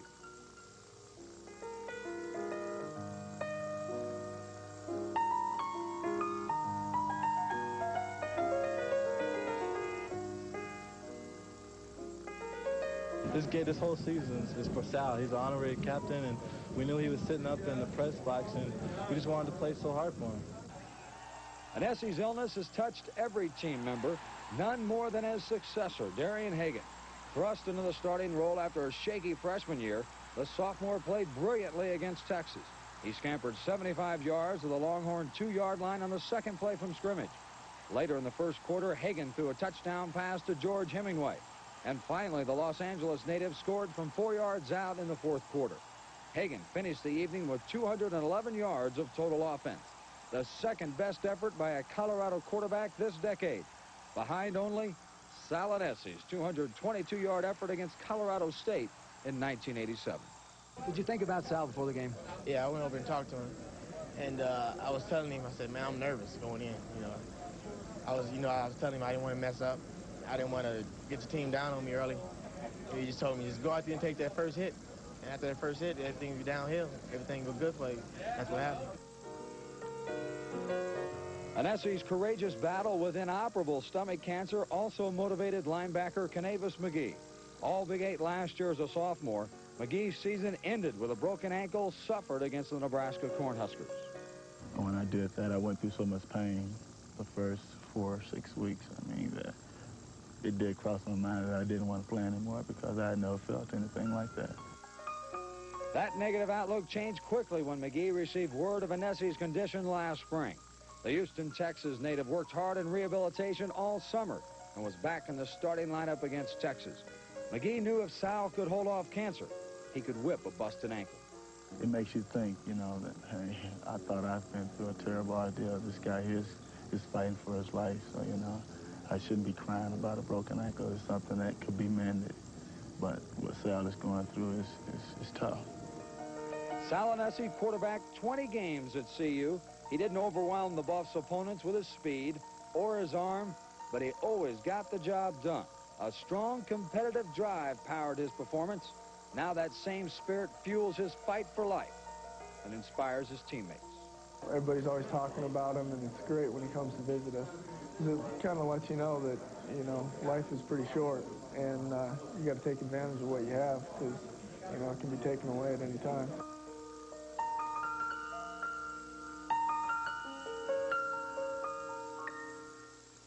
Report on Salinesi. He's at the ball game. He's feeling better, putting on some weight. And our prayers certainly go out to Salinesi and his family. Back up to Ron Zappolo in the booth. Thanks very much, Mark. Very nice piece. And as we've said before, our thoughts and our prayers are with Salinesi. We're at halftime. We'll return to Boulder in just a minute.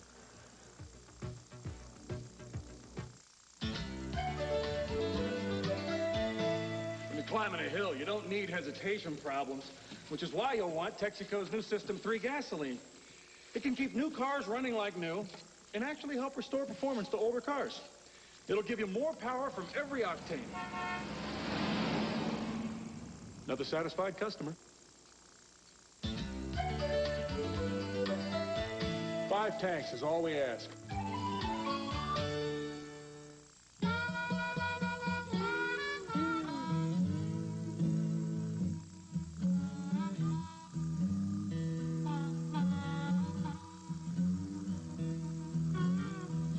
U.S. West Communications has a question for every small business. When you have a customer on the line, who's to say you aren't missing a bigger one? Call us about adding another business phone line. U.S. West, making the most of your time. This is a recipe for love. New Cheese Lovers Plus. Blend an abundance of 3 alluring cheeses and 2 irresistible toppings, your choice. And what you get is 1 provocative pizza. Get all this love for only $8.99, or get twice the affection for just $4 more. New Cheese Lovers Plus from Pizza Hut. The name says it all. Few more to go. We're almost ready. Great. Bill, how's sales doing with their presentation? We're ready. When your department has to deliver, call Kinko's, the copy center. We take care of the copies so you can take care of business. Kinko's is your one-stop copy center with plenty of top-quality, easy-to-use machines, a place to create, a comfortable workspace, a wide selection of stationery and office supplies. Open early and late, Kinko's is your full-service copy center. Back in Boulder, 24-17, Colorado. How about the CU All-Century team? Did Dave Logan make it? Donna Downey has the story. The Colorado Buffaloes have outlasted several mascots over the past 100 years. During that time, a lot of great players have worn the black and gold. People like Byron Whizzer White, now a U.S. Supreme Court Justice.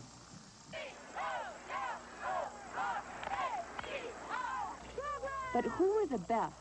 Which 25 Buffs would you pick for the All-Century team? By polling former players, CU has narrowed the list down to 115 top choices. Now the decision is yours. I think they should look with the players entertain them the most. Former quarterback Gail Widener entertained fans from 59 to 61. He made the final ballot. Gail Widener dropped back, spotted Ken Blair behind the I think it's a great honor. I'm really surprised. It's nice to be included with your peers. One of those peers who also made the cut is Frank Bernardi. He played halfback in the early 50s. Today, the athlete is much stronger, bigger, faster, and probably better prepared for the game than we were. But back then, I kind of think today that we had more fun. Another old-timer on the list, Ray Jenkins, has made football his life. First as halfback from 39 to 41, then as a coach. Sure, that is an honor to be on the final ballot. Whether you go any further or not, there's a lot of people that pulled on those pads in 100 years. And some of the players making a big hit today are nominated, like linebacker Canavis McGee. It's a great honor. I mean, I'm pleased to receive it. Hopefully I can go on and be on the team. And current tailback Eric Bieniemy's a good bet for the All-Century team. Well, it's pretty nice being compared, you know, with a lot of great players that have been through this university. And so it's a great fortune, you know, to be ranking as that. You'll find ballot forms in CU football programs and local newspapers. Now it's up to you fans. Imagine an all-century team. From the University of Colorado, I'm Donna Downey. Thanks very much, Donna. We're at the half. Colorado out in front. We'll be back in just a minute.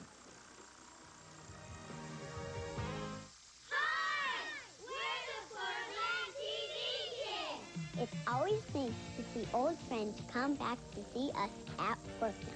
And after 27 years, we sure have a lot of friends. It's fun to make new friends, too. We must be doing it because the past few months have been real record breakers. And, of course, we've always had the biggest inventory in Colorado. Come see why Fordland is #1. You be the judge. In Colorado, we are Ford. Samsonite wants to show you the difference between being loaded down and loaded up with our piggyback. Now, which way would you rather travel? With Samsonite's piggyback. Of course.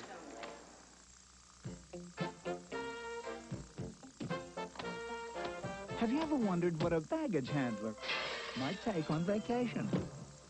What everyone should take. Samsonite's glutton for punishment.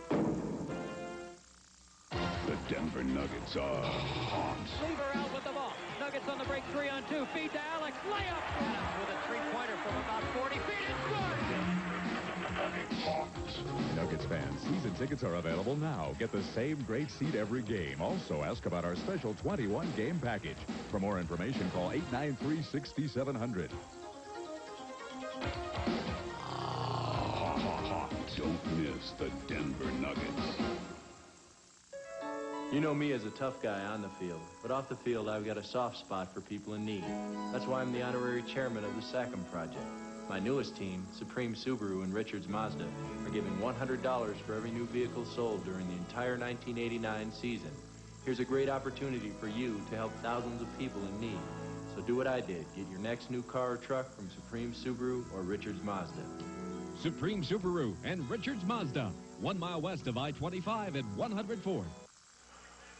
We're back in Boulder. We're at the half. Let's take a look at some of the first half highlights. In case you joined us late, you missed a lot. In fact, we were hardly settled in our seats when Tony Alford electrified this crowd. We may need about 15 minutes to look at all the first half highlights, but this is certainly one of the key ones. Alford down the sideline, and again, the guy chasing him is about a 4.4 sprinter, so you know Tony Alford can run. He got the CSU Rams off to a terrific start. You saw that flag. We thought at first it would come back, but it didn't. It stuck, and CSU had the lead. But look at Darian Hagan to tie it up. Well, not to be outdone, both plays start with the quarterback dropping the football, but Hagan at 5'9", about 180 pounds, has great speed. Jeff Campbell trying to block Selwyn Jones. Is that a clip, or did Selwyn Jones simply fall down? It was not called a clip, and Darian Hagan gets CU's first touchdown. And that one tied it up at 7, but then, and again, it's spectacular. Oh, we have another angle of this one, Dave, and you can see you're right. Just like the CSU touchdown, he dropped the ball first. You can see Hagan making a couple of guys miss. He's off to the races, Campbell and Jones. There it is. Was Jones clipped? That's the big question mark, at least in the minds of CSU fans. Well, you'll be talking about Bill McCartney with that one tomorrow at 11 o'clock. Then Verdugo to Sean Willis to give the Rams the lead. Verdugo's had an excellent first half. Very good drop-back passer. This thing right on the money, as well as splits the CU defenders. And he's another guy that you're not going to catch too many times from behind. But then Eric Bieniemy, All-American candidate, 12 carries, 88 yards, tied it back up for Colorado. Of course, Eric taking his time here. Here he comes. He didn't take his time on this run. Hagan with a nice pitch. Very, very dangerous pitch. Actually jumps up in the air. Throws it over Gary Rule. And Bieniemy down the sideline makes a nice cut. Two good blocks by Mike Pritchard and Jeff Campbell as the receivers doing an excellent job staying in front of people and just tying them up. And Bieniemy is into the end zone. He really read his blocks well. The next one is the one that gives Colorado the lead. And even though it was only a 5-yard run, it might have been Bieniemy's best when you see the tackles that he broke. He'll step in the hole behind Hemingway. Right there, Gary Thompson has an excellent chance. And Carroll really doesn't get his feet underneath him when he tries to get Bieniemy down. And that was CU's final touchdown. And that got us to where we are now. Colorado 24, Colorado State 17. Let's take a look at some of the first half stats. First downs, Colorado State 13-9. Rushing, though, the big number, Colorado 274. They've only had 16 yards through the air. Total yards basically even. The penalties have certainly hurt Colorado. And CSU, they're trying to cut down the turnovers. They turned it over twice. Colorado has yet to turn it over. I'll tell you this, that may be the first time in college football history that a team that accumulates 9 first downs and a half has 274 yards rushing. That's making a lot of big plays and not many first downs. We'll come back for the second half. Don't go away. Colorado out in front by a touchdown.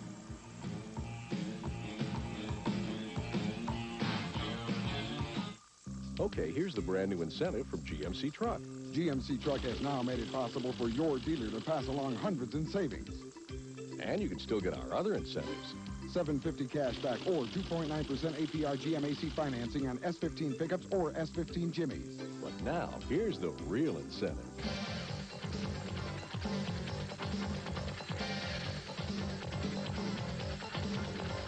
See your local Colorado GMC truck dealer today. Denver, don't buy any new clothes before Wednesday, September 20th. No matter what, Biggs is coming. Attention, Denver. Do not shop for food for 2 weeks. On September 20th, you'll understand why.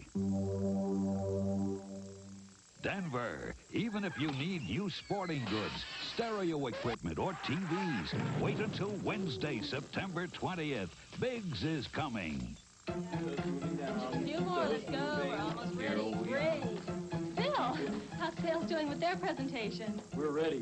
When your department has to deliver, call Kinko's, the copy center. We take care of the copies so you can take care of business.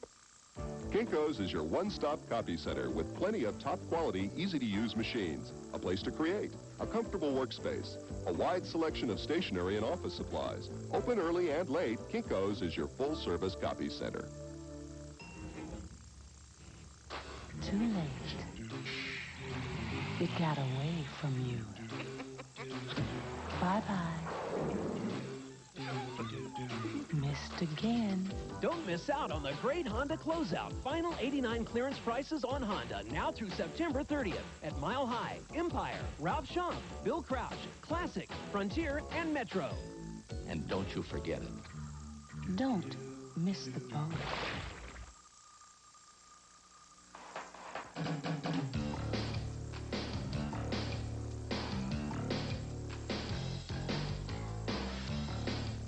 Today's game is brought to you in part by Biggs, a new way to shop for food and everything else. By your Denver area Honda dealers. By Nellaway Business Machines. And also by KG Men's Store. Great clothes for everything you do. And Samsonite. Our strengths are legendary. Both proud companies for Colorado. Ron Zapolo and Dave Logan back in Boulder as we get ready for the second half. And what we hope to be a very entertaining second half. Look at the first score of the game. First play from scrimmage. Watch Tony Alford lose the ball in the 5. He's home free, actually sticks it above his head. Well, that's dangerous. And drops the football. Alford slides into the end zone. And what that is, the officials, I don't believe, caught it, but they could have ruled that as a touchback. I believe a touchback. Had CU recovered the ball in the end zone, CU would have had it on the 20-yard line. Nobody really raised a stink because actually it looked as though he had crossed the goal line, but when you go back and check it again, he did drop the ball before he crossed that line. Rather interesting, though. Check that one out as we go on. A lot of guests up here in the booth at the half. Gordon Gee, of course, always checks in, says hello. 2 former Denver Nuggets, Bobby Wilkerson and Kim Hughes. Bobby, of course, an assistant basketball coach here under Tom Miller. Kim, of course, years of success in Europe. And now we are underway for the second half. M.J. Nelson from his 3. Across the 20, he's got a hole. He breaks a tackle. He's out to midfield, breaks another tackle. A flag is down. Nelson's down at the Colorado State 22. A flag down at midfield. It's going to be clipping. Both officials, at least two of the officials, get the clip, and it happens about the 45-yard line of the CSU Rams. Take a look again. Colorado really has done an excellent job up front blocking in kickoff returns. You can see many, many black jerseys. M.J. Nelson, at about 155 pounds, breaks a lot of tackles. Tough to see the clip from that angle. You see the official reaching for the flag. But they had great success returning the kicks. Let's see if we can see the clip. You can see right there. That is the clip that was called. You talk about a change. Colorado would have had it on the CSU 22. Instead, they will take over on their own 38. And Dave, we have had some wild kickoff returns today. Greg Beckert, I believe, gets called for the clip, freshman out of Longmont. On first down, Hagan, the option, wanted to pitch it and didn't, and a flag is down.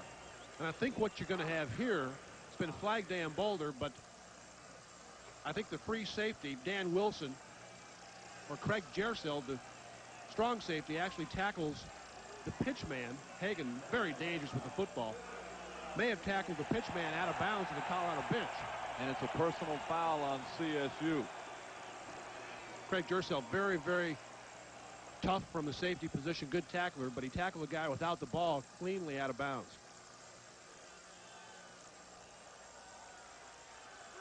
First down. So it's a 1st and 10 for Colorado. The ball moves all the way to the CSU 44. We're in the third quarter, 24-17, Colorado.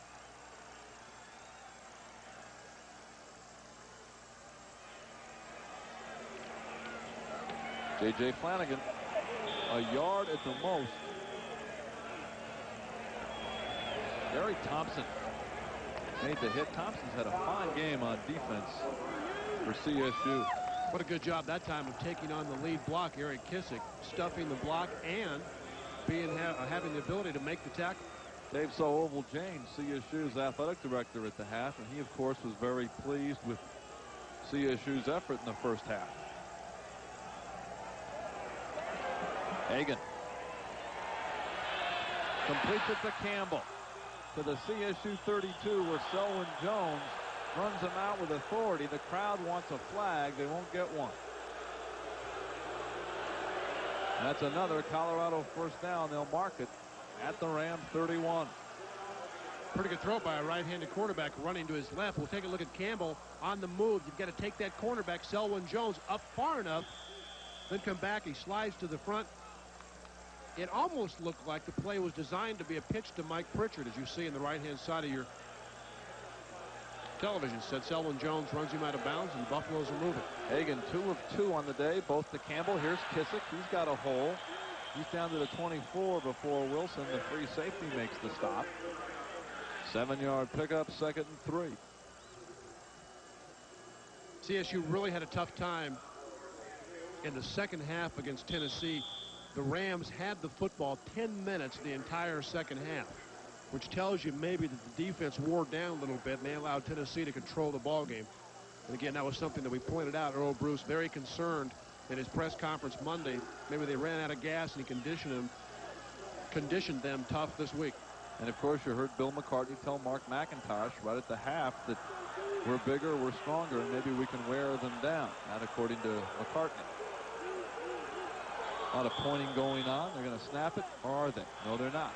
But you know what happened? Darian Hagan sees Mark Vanderpool jump, and Hagan, I believe, anticipated the referee's flag, backed off, didn't get it, and then didn't get up and snap the football before the 25-second clock expired. And therefore, a 5-yard penalty on CU, moving it back to the Ram 28. Just got to go ahead and let that official make the call. Sometimes you may get away with one. In that case, they would have had Hagan been able to snap the ball. Look at the penalties. 11 for 90 for CU, 2 for 20 for the Rams. Hagen's got it. Now the pitch to Flanagan. He's run out at about the 22. I'll tell you, Darian Hagen has no fear of pitching the football in any position. He pitches it like he's shooting a free throw. He's done it twice. I'm sure Bill McCartney will tell him when they review the film that, Darian, this is okay to do, but let's not do it on a continuous basis. Let's see if the pitch actually is behind. Hagen gets right behind Kissick, jumps in the air, pitches it left-handed. That ball looks like it was a forward pitch and should have come back. Flanagan caught the ball while crossing the 25-yard line. 3rd and 1.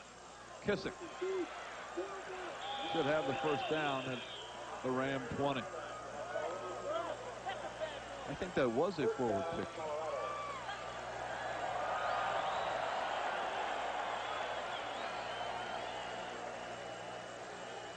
And now CSU, defensively, they've got to come up with a big play. They've been able to keep CU out of the end zone a couple of times when the Buffaloes have had good penetration. And because of those defensive stands, they've been able to stay in the football game. 1st and 10, the ball in the 20, 12-10 to go in this 3rd quarter. Colorado out in front, 24-17. Hagen pumps a couple of times, has room up the middle.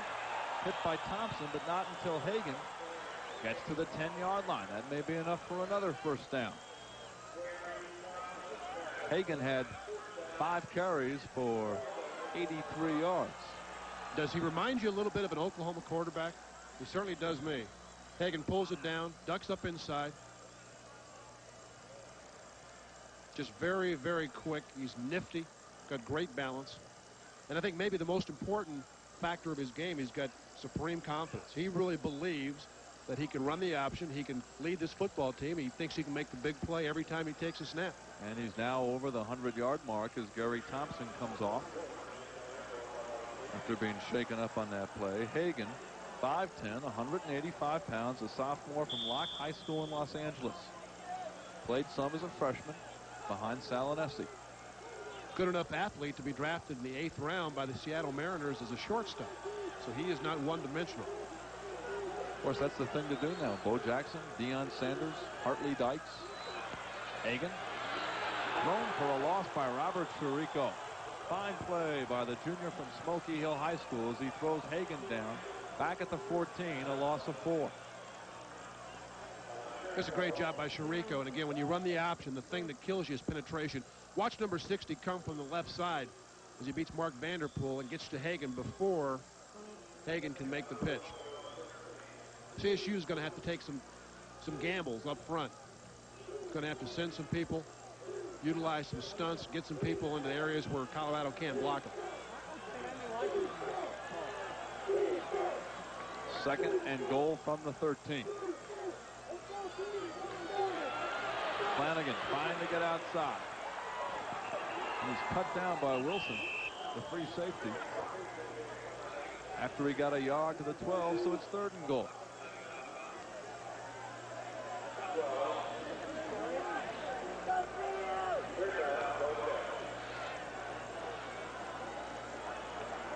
Well, 3rd down and goal to go is an offense that doesn't throw the ball a lot, kind of put in a tough predicament. CSU doing a good job that time sending the 2 inside guys. Lansonnet had a great chance and Flanagan got outran to the corner, but Wilson was right there to make the tackle. So let's see what they can come up with on 3rd and goal from the 12. Campbell is wide to the right. Hagen gets hit right away and is thrown for a loss at the 13. And there's a late flag, a couple of late flags, as Andy Byrne, backup free safety, made the tackle. This could be a key penalty, but as you see there, Tipicani thinks it's on CU.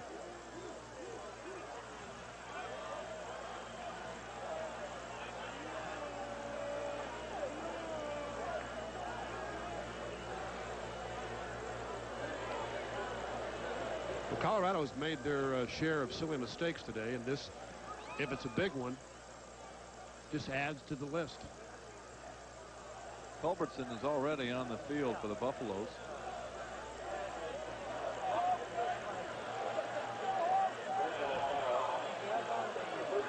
Personal foul on Colorado.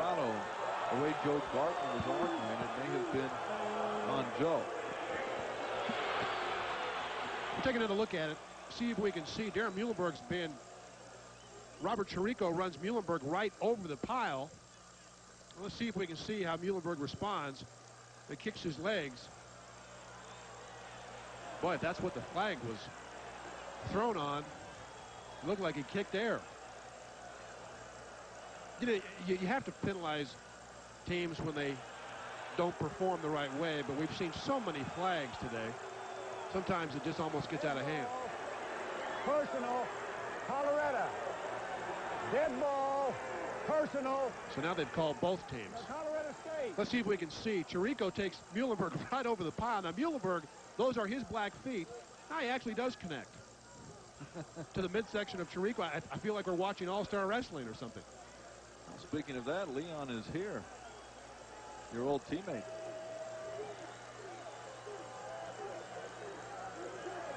They will mark it after offsetting penalties.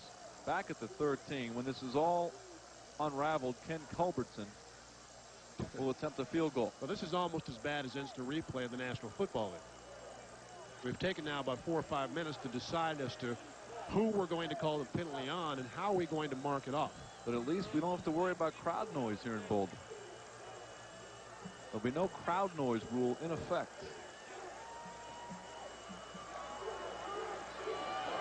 They've amended that rule a bit. Did you see that? Yes. Not quite enough, but they have at least taken the first step. That had to happen. You can't have a game decided. 10:48 to go in the third quarter. Yes, many Colorado State partisan making the short hop from Fort Collins to Boulder. And they are being treated to a fine effort from their young Rams. CSU's got Eastern Michigan, Cal State Fullerton on the 30th of this month.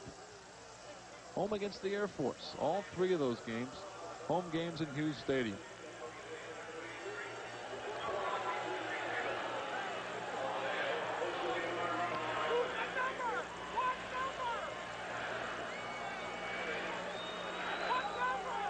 J.C. Lauterbach explaining it to Earl Bruce. Now he has to trot across the field and tell Bill McCartney the same thing. I think what we'll have is a kick. I'm just not sure as to where they'll kick it.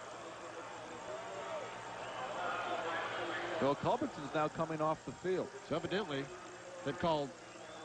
Well, let's wait and see what they've called. Maybe third down all over again, what they may have called. Well, he's given CU a first down. I'm sure old Bruce, in a very familiar pose, is a bit curious as to what exactly happened. Do you understand this?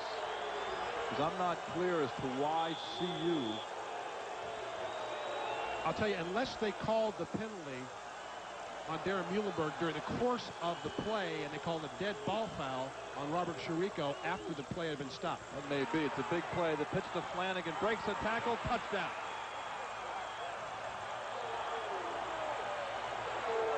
And a flag down. Late flag after the score. Hey, that's going to be a big play in the game because that gave CU a new life, and they score. I think that's what it had to be. Evidently, the referee, J.C. Lauterbach, called Darren Muhlenberg during the course of the play and actually flagged Robert Chirico after the play had been whistled dead. Therefore, you would penalize CU during the play, but the dead ball foul would result in a first down.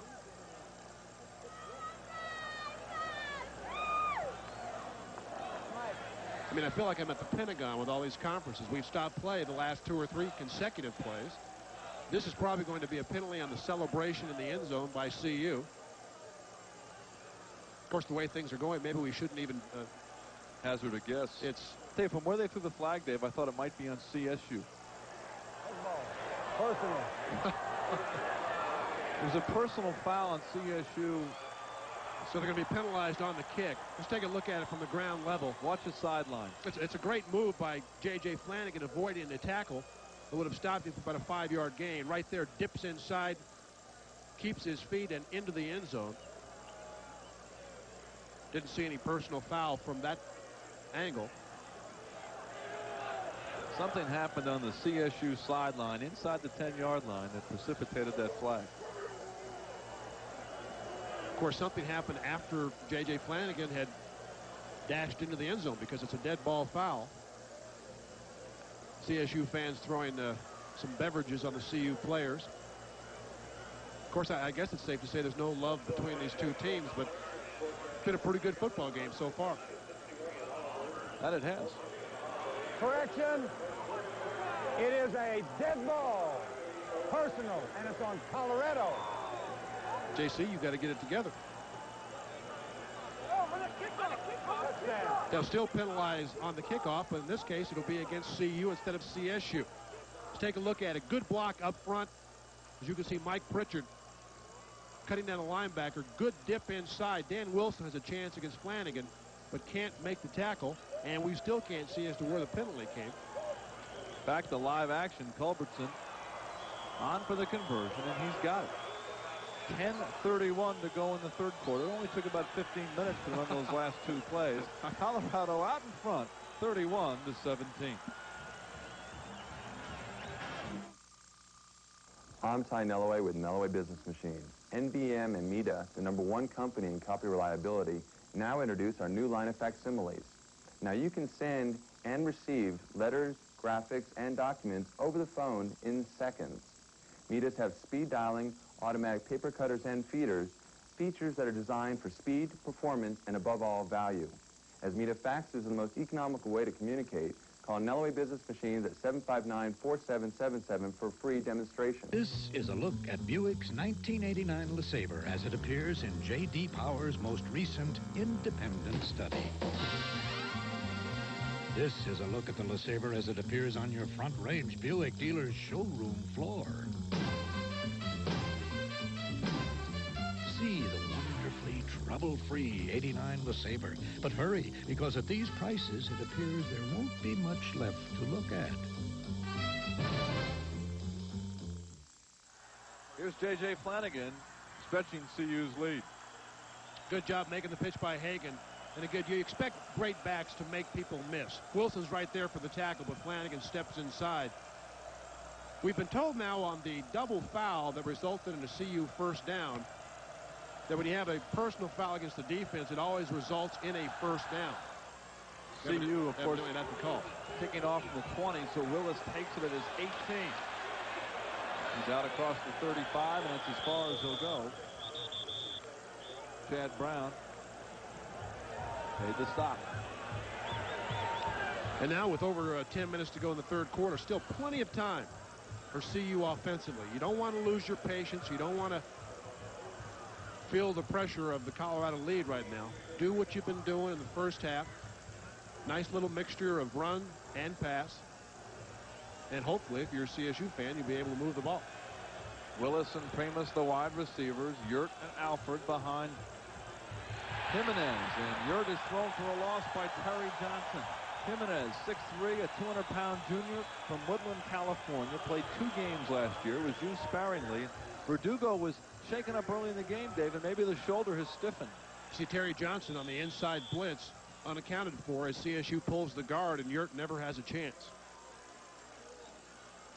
You know, the competition between the quarterbacks at CSU very, very close in the spring. Jimenez had his moments, too, so I don't know that CSU loses a great deal. Certainly Verdugo had an impressive start today, but Jimenez very capable. 2nd and 12. Jimenez. It's complete to Sean Willis at midfield. David Gibbs and James arguing that the ball was not caught, but CSU has it. First down at midfield. Well, you'll be David Gibbs covering Sean Willis, who does have great speed. You must respect that. Watch the adjustment he makes. That's a pretty good catch. You see both hands under the football. The ball underthrown and the feet slip out. Willis with his 4th reception of the afternoon. 1st and 10 from midfield. Rams trail by 2 touchdowns. Here's Alford. Got 2 yards before Arthur Walker wrapped him up. Walker, steady performer, a senior, 275 pounds. Gain of 2, 2nd and 8 with 9 minutes to go in this third quarter. Colorado out in front, 31-17. How about that for Tony Alford? Pretty good first half. His first half beat his season of a year ago. Of course, in fairness, we must say he was injured much of last year. Speaking of Alford, he's got the pitch. He's got room. Actually, Greg Primus, his own wide receiver, took him down at the 42. Pickup of 6. It'll be 3rd and 2. This is why wide receivers don't really care to block all that much. They'll block a little bit more in college than they will in pro football. Good option by Jimenez as Alford gets the pitch with nobody there. You'll see Primus, just getting run over and a knee right in the middle of the back. Just trying to do his job. 3rd and 2. Mac Renato is in. Primus is out. Jimenez has it, and he's got a first down at the Colorado 39. Alfred Williams made the stop. So Jimenez in for the injured Kevin Verdugo. Has the Rams moving. No quit in the CSU bunch. Good drive. They've been able to move the football against CU in the last couple of years. They've had over 430 yards in each of the last 2 contests. They'll probably have over 400 yards before they're done today.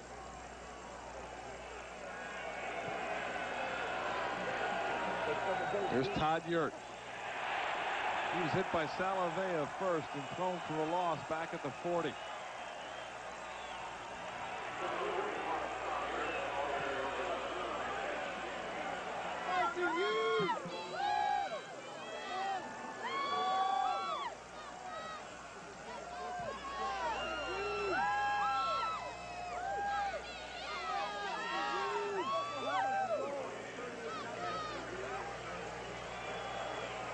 Second down, a long 10, the ball just inside the 40. CU shows blitz.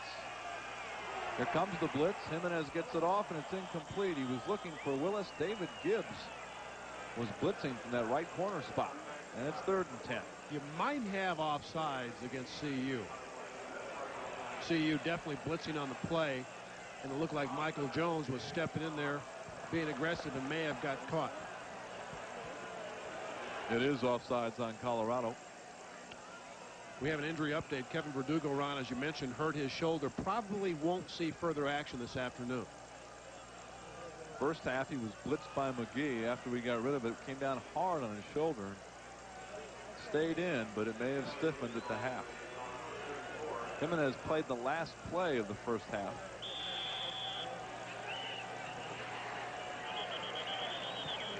Verdugo originally injured his shoulder last Saturday night in Tennessee. May have re-injured it today. Looks to be done for the afternoon.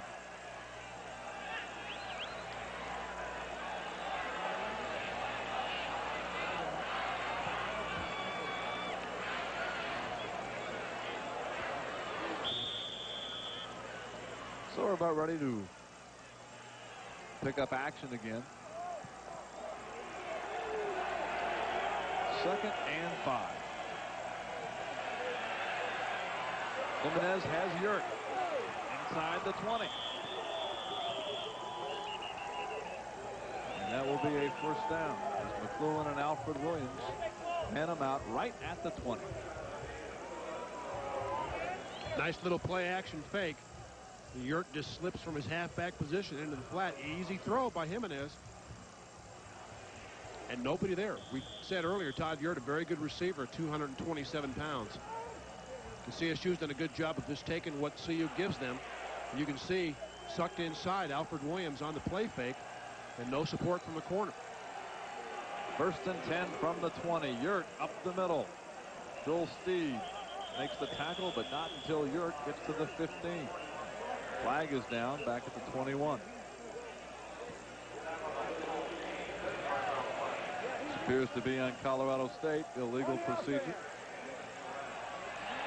CU will take it. That'll move it back to the 25. Make it 1st and 15. Part of the crowd of, I would guess, around 45,000 here in Boulder.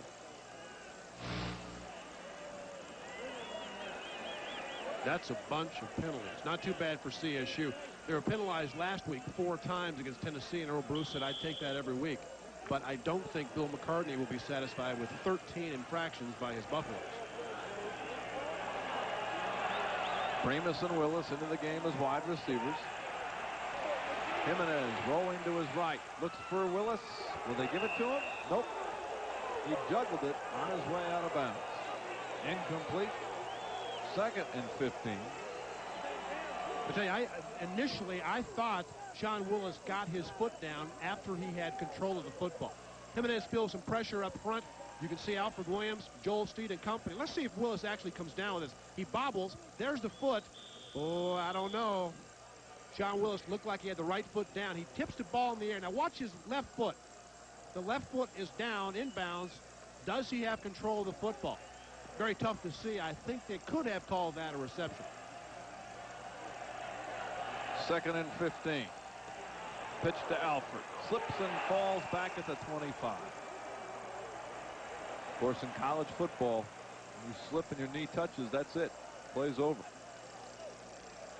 Let's take a look at the Sean Willis try for the catch. He'll tip it up in the air. Is the left foot on the ground there? Does he have it in his hands? Might have bobbled it a little bit. Looked pretty good from this vantage point. We took a vote up here in the booth, and by a 5-2 vote, we said yes, it was a catch. Fortunately for everyone, it doesn't count what we say. 3rd and 15. Play action. Jimenez, here comes the rush. He's going to run the football. And Young makes the stop at the 21, where it'll be 4th and 11. Mike Brown will check in for Colorado State. This field goal will be about 38 yards. Brown already has connected on one today from 37. Colorado doing a pretty good job putting pressure on Jimenez. Alfred Williams and Arthur Walker actually collided in the backfield. Otherwise, they may have had the sack.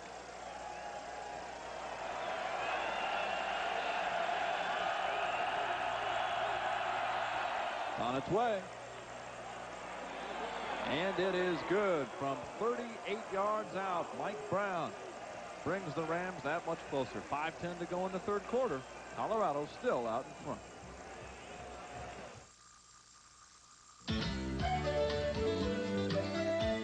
Mexico's new System 3 gasoline is giving you more power from every octane, keeping new cars running like new, and helping to restore performance to older cars.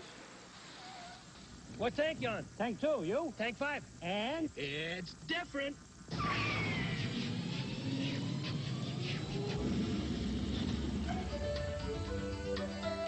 5 tanks is all we ask. To celebrate their 25th birthday, Lakewood Chrysler Plymouth has slashed prices to the bone. This 89 Plymouth Sundance, just $76.77. How about an 89 Plymouth Acclaim or a sporty 89 LeBaron Coupe? Your choice, $99.77. First-time buyers, college grads, and prior bad credit plans are available. So join the savings during Lakewood Chrysler Plymouth's 25th birthday sell-a-thon at 7200 West Colfax in Lakewood. 31-20, 5:10 to go in the 3rd quarter as the Rams take it 44 yards in 11 plays. Mike Brown, a field goal from 38 yards out, and the Rams trying to stay in striking distance as they trail by 11.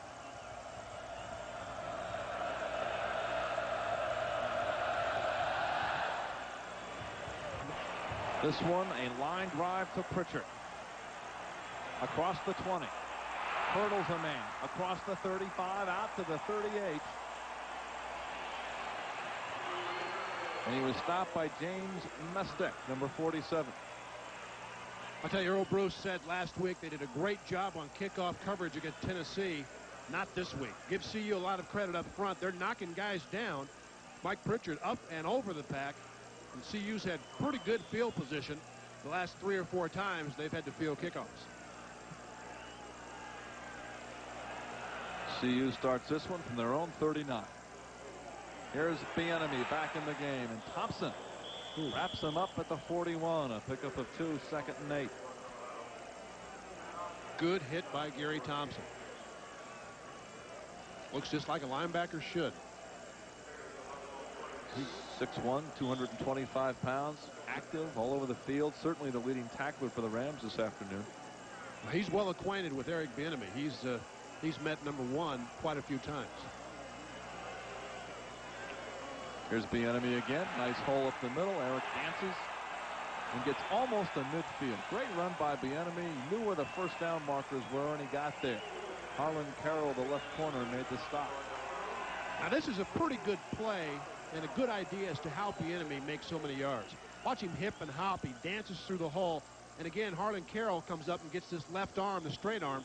Watch how far he carries Carroll on his back at 5'6" and about 190 pounds. He's got great vision, very quick feet, and very, very strong. Scooter about to go over 100 yards. Hagan from midfield. Wants to throw. Pumps. Looking deep for Campbell. It's incomplete. Campbell feels he was interfered with. Well, he was. Don't know if we'll have a chance to see this, but Jeff Campbell is bumped. Selwyn Jones was on the coverage. When the ball is in the air, and the ruling, of course, you cannot prevent a receiver from getting to the football once it leaves the quarterback's hand. And clearly, Jeff Campbell was bumped. I don't know if we have a chance to look at it, but you'll just have to take our word for it. 2nd and 10 from midfield. 4 minutes to go in the third quarter. Colorado out in front, 31-20. Hagan's got it. Cuts it up inside the 45. And Thompson and Wilson meet him there. Pickup of 6. It'll be 3rd and 3.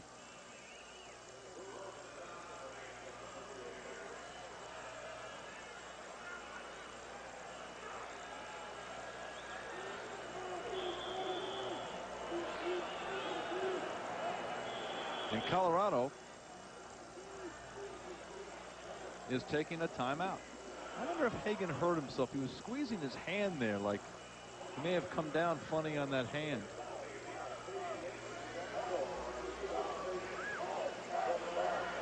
Three and a half minutes to go in the third quarter. We'll come back and see what CU can do on 3rd down.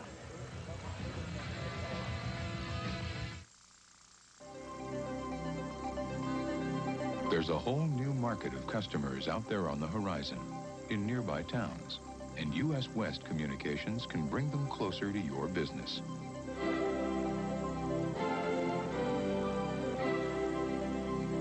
Call us, and we'll tell you how our regional calling services let out-of-town customers feel like you're right next door. U.S. West, making the most of your time. This fall, America will face a new breed of champion in a new arena of challenge. Men and women of exceptional power battling to become the best.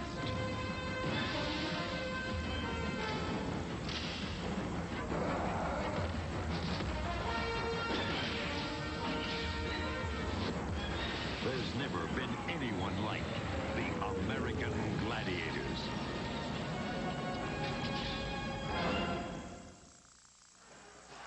Darian Hagan was shaken up. It appeared to be an injury to his hand on that tight shot we had. And number 4, Charles Johnson, a 5'11", 165-pound sophomore from Detroit, now in the ballgame for CU on 3rd and 4. Not that Johnson can't run the option, but if you're the CSU defense, you've got to play this as a straight handoff to Bieniemy, a power play either right or left. Hemingway and Bieniemy, the backs behind Johnson. Here's Bieniemy. A first down and more. Inside the 35 to the 33 where Andy Byrne made the stop. And another Colorado first down. They may have known where it was going, but you'll see Eric Bieniemy. Good lead block by George Hemingway. And an excellent block inside by Jay Lewinberg, the center, as he sealed off the right tackle. And Bieniemy just scoots through. CU very, very big and strong up front. And I think you're starting to see CSU wear down a little bit defensively. Hagan being attended to on the sidelines. We'll get you a report as soon as we have something. The pitch to Bieniemy. Inside the 30 to the 29.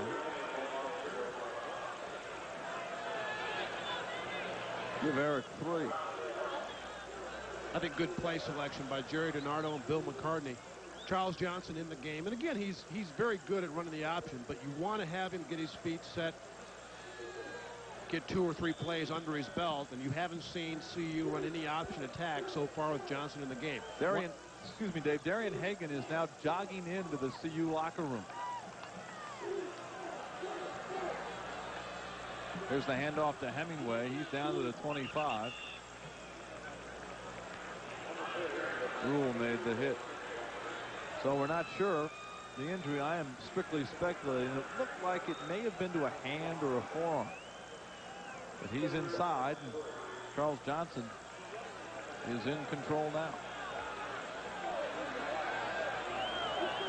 And the Buffs have a 3rd and 3 from the CSU 25 with 2.5 minutes to go in the 3rd quarter.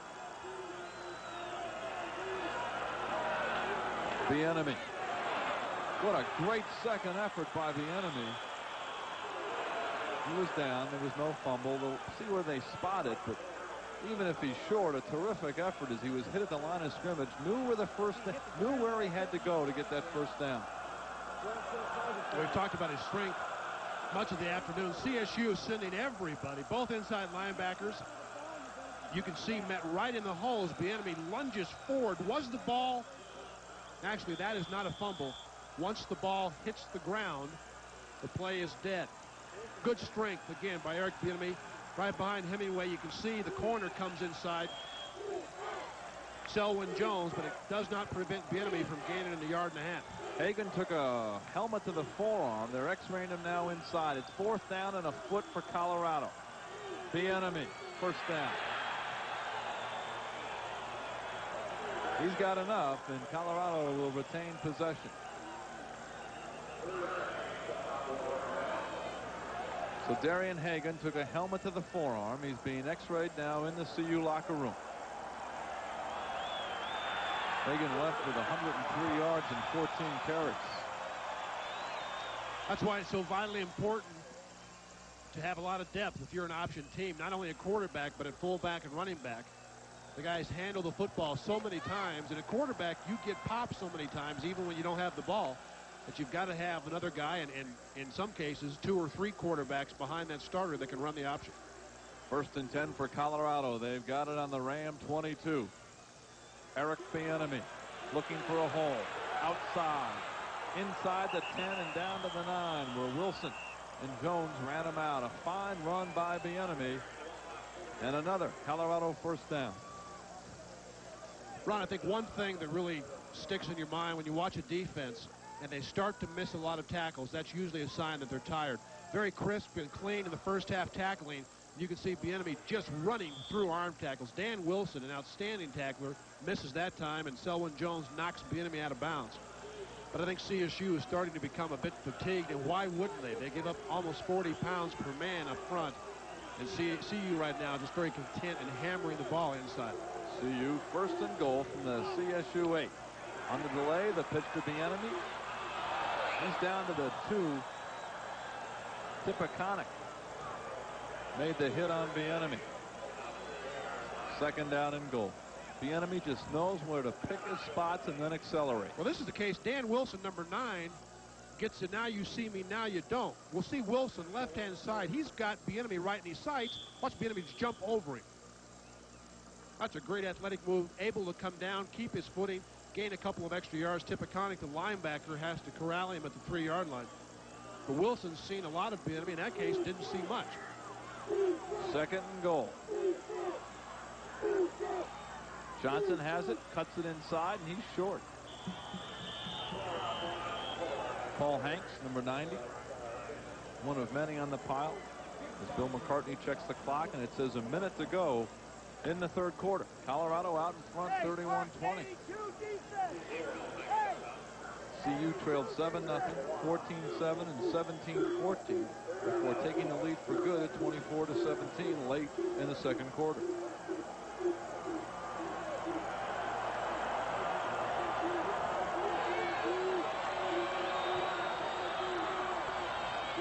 Thompson.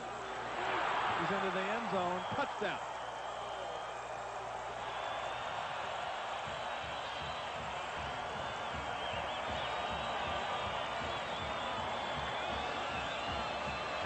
That's a pretty good job by a guy that hasn't played very much. The fake to Hemingway, he decides to make the cut. He goes for the goal line. The ball does cross the plane, and that's a touchdown for CU. Charles Johnson, once he makes up his mind to make that cut, well, you got to get with it. You see the 165-pound sophomore did just that. Culbertson with the conversion, and CU stretches the lead now to 38-20, the first collegiate touchdown for Charles Johnson. And again, I think Bill McCartney is getting what he wants in the second half. Good up front surge by the offensive line. Those backs are running tough, and they are simply out-manning, overpowering a very game CSU team. Biggest lead of the game for Colorado with 34 seconds to go in the third quarter. Sign on with Channel 4 in Denver this season to help the Mercy Medical Center care for Denver's needy during the Broncos regular season. Your pledge for every quarterback sacked by the Broncos will go directly to Mercy. Pick up a pledge card at any King Soopers, Wendy's, Gart Brothers, Dave Cook, or through the St. Anthony's Hospital System. 34 seconds left in the third quarter. Colorado 38, Colorado State 20.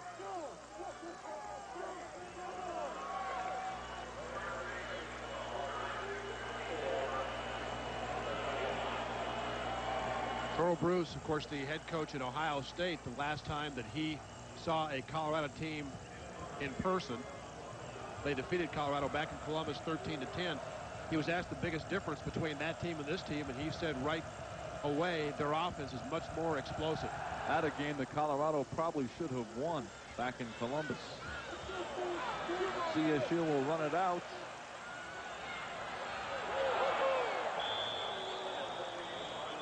Rodney Bowman nailed by Tim James.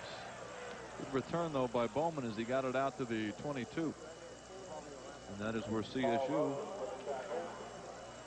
will start with 28 seconds to go in the third quarter. CU taking it 61 yards on 13 plays. And now obviously trailing by 18 points with time running out in the third quarter. CSU's going to have to throw the ball a bit more than they wanted to coming in. Jimenez still at quarterback. The pitch to Alford. He's out to the 25. Terry Johnson, Williams, and Bruce Young all hit him at different times on that run. Charles Johnson capping off that drive, which took almost 5 minutes. That'll be the final play of the third quarter. We have played 3 here in Boulder, and Colorado out in front, 38-20.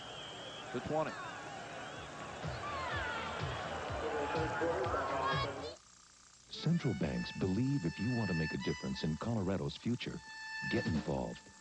We need to find our best prospects and make certain they end up in Colorado. We're looking good for a Major League Baseball team, so let's go out and get one. Sure, a new ballpark would cost about $100 million, but it will create 700 new jobs and bring in something like $68 million per year. In this economy, I'd call that kind of investment a diamond in the rough. Central banks, in business for Colorado. Denver, don't buy any new clothes before Wednesday, September 20th. No matter what, Biggs is coming. Speed, tenacity, determination, going the extra mile to make it in the world of sports. Something extra. Sports Extra. Sunday night at 10:35 on Channel 4. Catch the coach Monday nights at 6:30 on Channel 4. Ron Zapolo and Dave Logan back in Boulder. We've got a quarter of football left. Colorado behind for most of the first half. Now out in front, 38-20. CSU will have to come back with their second-string quarterback, Mike Jimenez. Kevin Verdugo knocked out in the first quarter with a shoulder injury. Colorado has lost their first-string quarterback, Darian Hagan, a helmet to the forearm. He's in getting x-rayed right now. The handoff to Yurt. Makes a nice run. Across the 30 to the 31. Terry Johnson made the tackle. It'll be 3rd and short for the Rams.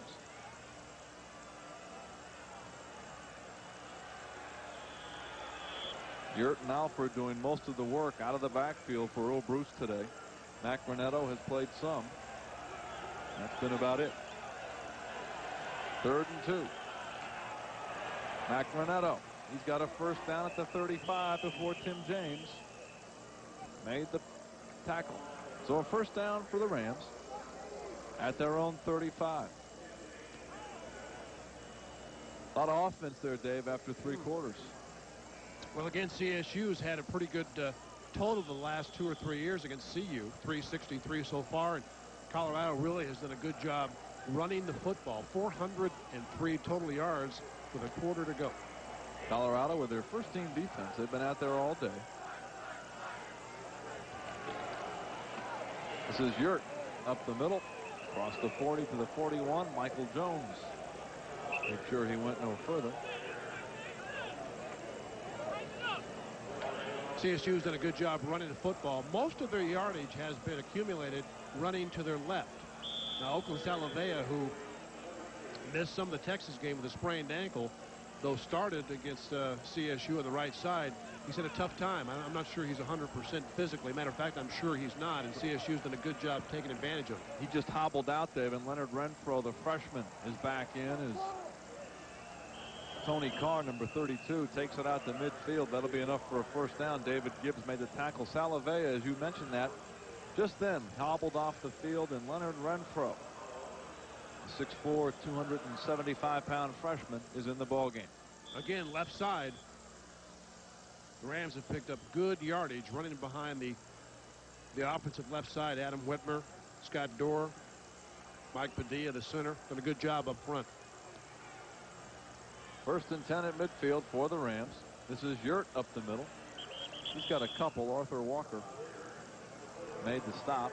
13 minutes to go in the ball game. As when you keep it on the ground, the clock does wind down quickly.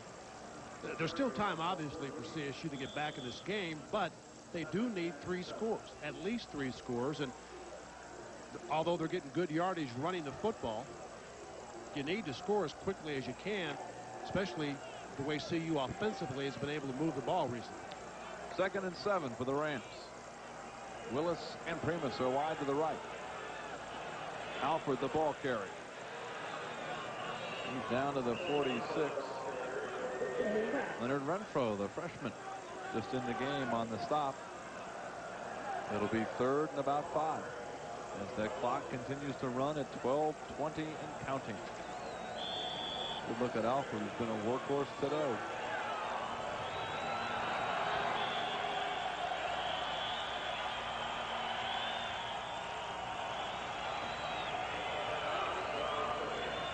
Colorado State takes a timeout with a 3rd and 5 just outside the CU 45.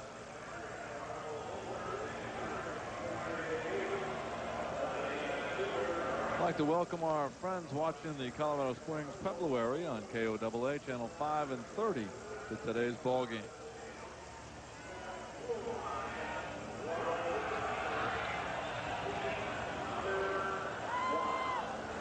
Latest we have on Darian Hagan, the preliminary reports are nothing serious, just a bruised forearm, and apparently he will not return this afternoon. But it's good news for CU. You know, I think both teams will be able to come away from this game and really have learned something. CSU found out that if they play good, solid football, they don't turn the ball over, that they can hang in with a top 10 caliber team. CU, I think, has learned that you have to get up each and every week, especially when you're ranked in the top 10, because everybody comes to play, and they come to play with beating you in mind. Tough game next week against Illinois. Very tough game. National television. 2 teams that will probably be undefeated, both at 2-0. 3rd and 5. Jimenez screens it to Carr. Michael Jones makes the tackle on Carr at the 45. Is Illinois off this week? So they'll be 1-0. Well, I guarantee you Illinois will be undefeated next week. That's right. That's a safe assumption. See the play as Jimenez tries to dump it off. Pretty good linebacker play there. This Carr doesn't have much room to run.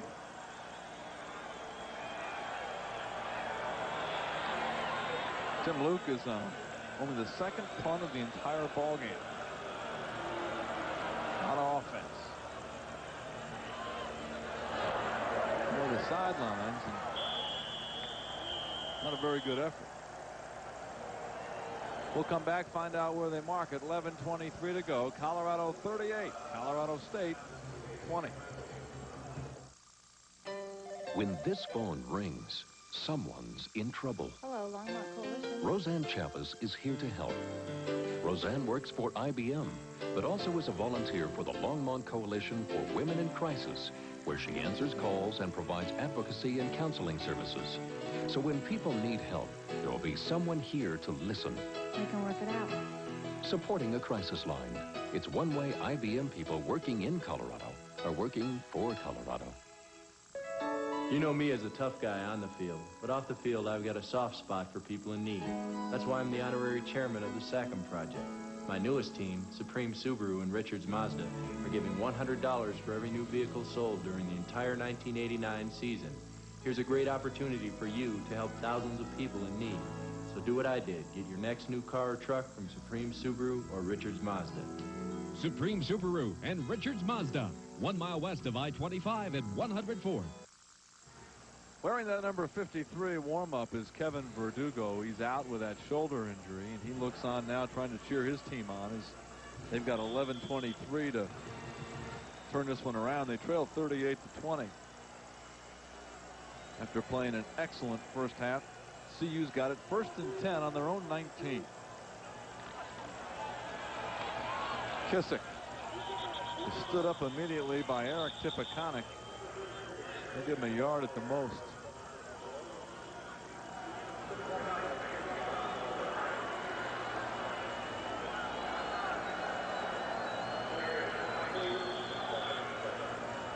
Sure, the Buffs would like nothing more than to work on this clock, grind out a few first downs. We're less than 11 minutes to go. Kissick and Flanagan, the backs behind Charles Johnson. Fakes to Flanagan, looks to throw. Got Perrick, the tight end. Down out to the 35, where Tipiconic, Thompson, and Jones all combined to make the stop, and that's a Colorado first down. Charles Thompson with the delayed fake to J.J. Flanagan, hoping to hold those two inside linebackers. And you can see does a pretty good job. It's a fine throw to John Perrick on a crossing route. Nice catch of the ball. It's a play that Colorado used successfully 3 or 4 times against the University of Texas. The tight end just drags up across, gets in the vision of the quarterback, and hooks up. 1st and 10 from the 35. Johnson keeps it to the 37.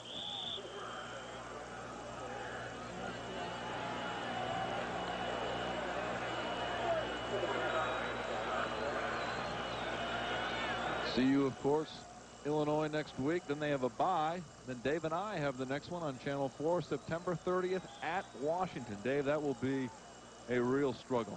Yeah, Don James, an excellent coach, always well prepared are the Huskies. They've got an interesting opener tonight. This afternoon, I believe, Washington plays at home against Texas A&M. But that'll be a good football game. Very good game. Here's J.J. Bounces outside. Nice open field tackle by Andy Byrne, the free safety. Flanagan down at the 40. It'll be 3rd and 5. Of course, after the Washington game, the Big 8 schedule starts back here on October 7th against Missouri. Missouri might be the most improved team of the Big 8 Conference this year. Bob Stoll, an excellent coach in his first year in Columbia.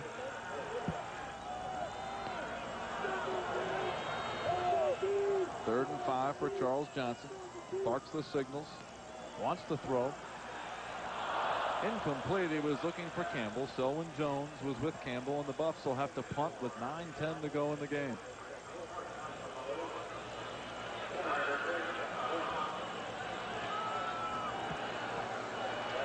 There's a pass that you just want to feather in, get some air underneath the football. Free safety was up playing the run, and Jeff Campbell has the cornerback beat. Let him run all the way across the field, just throw it up nice and easy, and allow a guy with great speed to run underneath it. And that comes with just playing more football, something Charles Johnson has not had a chance to do. Tom Ruin on to punt for the Buffs. Rodney Bowman for the Rams is back at his own 20.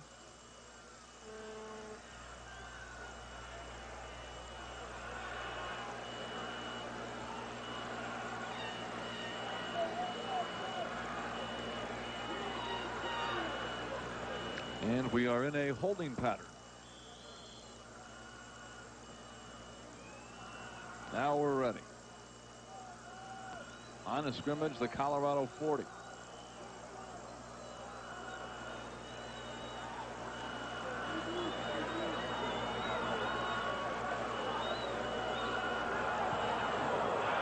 Doing a high punt, driving Bowman back to his 12. Breaks one tackle, out to the 15, and he's hit by David Brown. CSU will have it at their 15 after a 49-yard punt by Ruin and a 3-yard return by Bowman. If you want to be a part of the studio audience for the Dan Reeves Show, just send a self-addressed stamped envelope with your choice of dates to Dan Reeves Tickets. Post Office Box 5012 TA, Denver, Colorado 80217. That's the Dan Reeves Show every Monday night at 6:30. Dave Logan, I know, will be in that studio audience. He's a big fan of the show. Absolutely. 8:41 to go. 1st and 10. Jimenez back. And it's intercepted by Dave McCluen. McCluen down to the 20 where the Buffs will take over.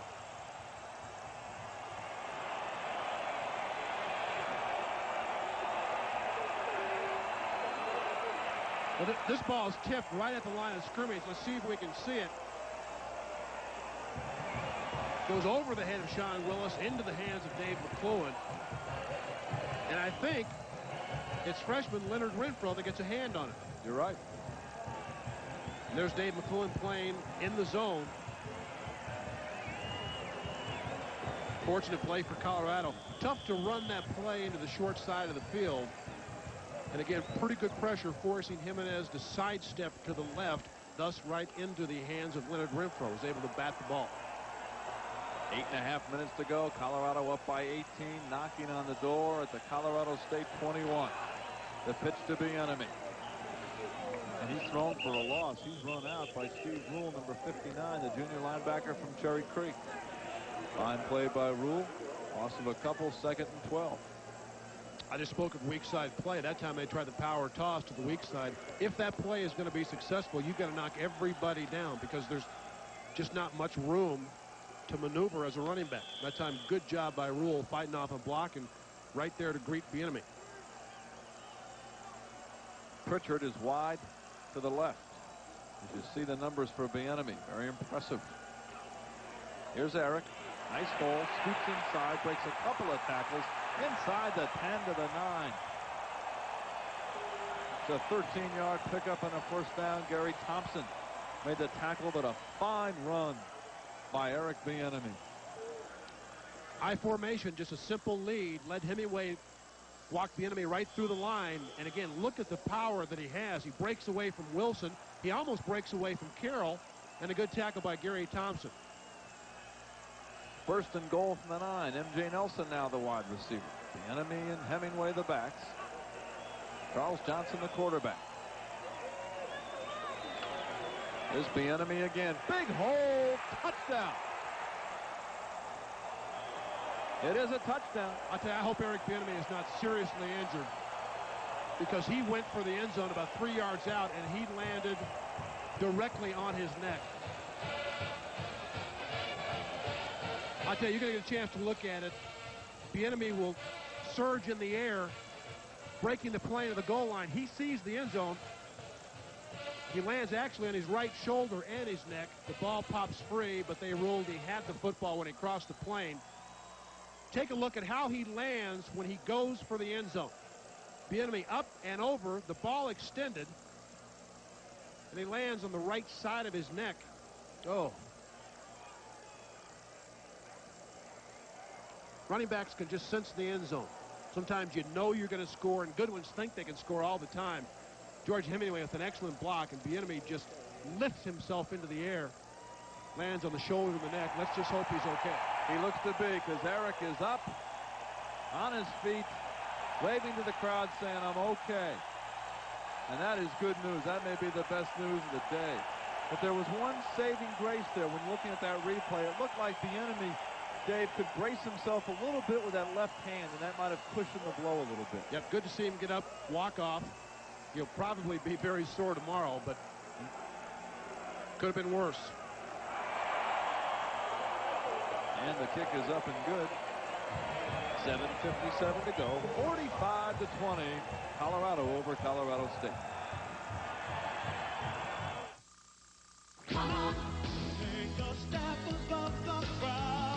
In Saskatchewan, in San Francisco, in Quebec and Albuquerque, in Connecticut, in Calgary, Toronto, and Texas. No matter where you go in North America, RE/MAX sales associates are doing what they do best, selling real estate. Because that's all we do every day, and we do it better than anyone else.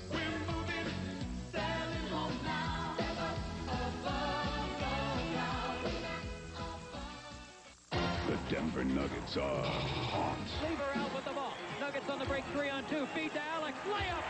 With a three-pointer from about 40 feet. It's good. Nuggets hot. Nuggets fans, season tickets are available now. Get the same great seat every game. Also, ask about our special 21-game package. For more information, call 893-6700. Hot. Don't miss the Denver Nuggets. You take a look at Eric Bieniemy. What a great run this is. The offensive line with the slide block on the weak side. Hemingway in the middle. Bieniemy sees the opening, and he is going for the goal line. Greg Louganis would have been proud of that dive. 3 plays, 21 yards. Bieniemy racked them up, and you're good point. Greg Louganis would have been very happy with the technique on that drive. And that's just propelling yourself in the air, wanting to score at all costs. And he did.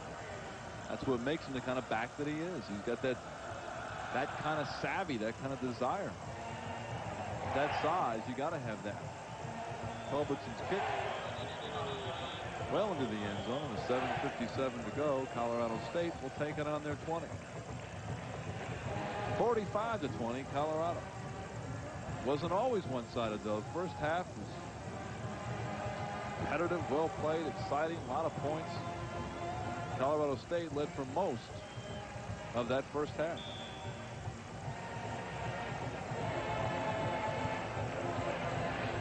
CU with mostly first-team defensive people still in the ballgame.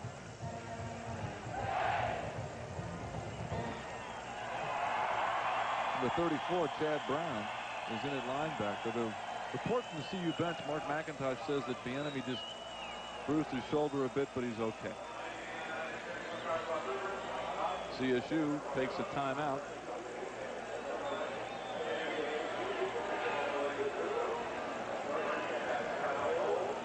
Final score probably won't indicate this, Ron, but I think Earl Bruce has a lot to be pleased with. He's outmanned here this afternoon, and he had to guess that coming in, but the Rams played very good football in the first half.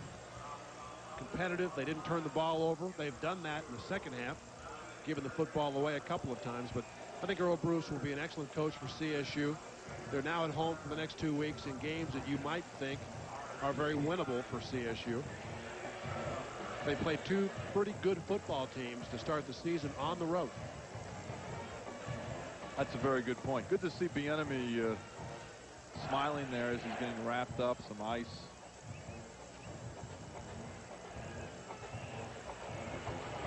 Of course, don't forget, the Broncos start tomorrow. How do you see the Broncos this year? Well, I'm not exactly sure, to tell you the truth. I predicted 10-6. I think now I may have to drop it a game because of all the things that have happened. I still think they'll be a pretty good football team when it's all said and done. From the 20 on 1st and 10. Jimenez throws, and it's complete. Out to the 35 to Sean Willis. McLuhan makes the tackle there. CSU with a hurry-up offense. Willis has done an excellent job. Again, 5 catches, 74 yards last week against Tennessee. Got very good hands, excellent speed. Had a big touchdown catch in the first half.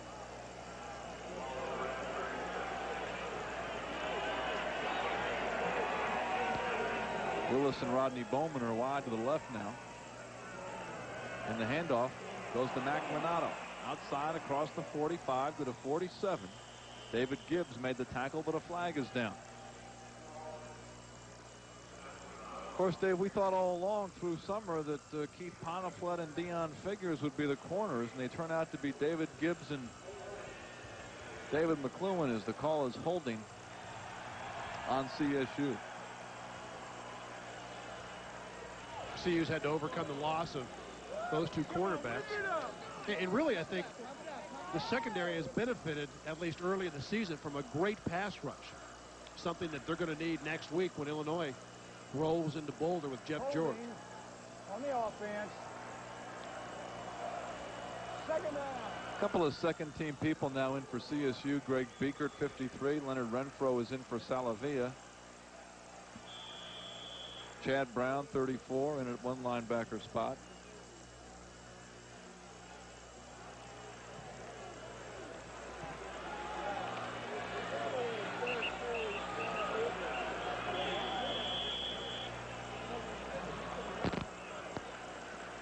Marcellus Elder, a freshman defensive tackle, is in. He's number 97. Get a pretty good look at him. He's nicknamed the Earthquake.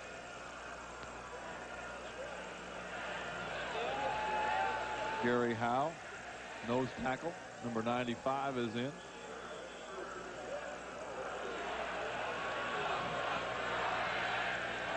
Greg Thomas, free safety, number 27. It's in for Bruce Young. It's Jimenez. Throws to Willis. Across the 35 to the 37.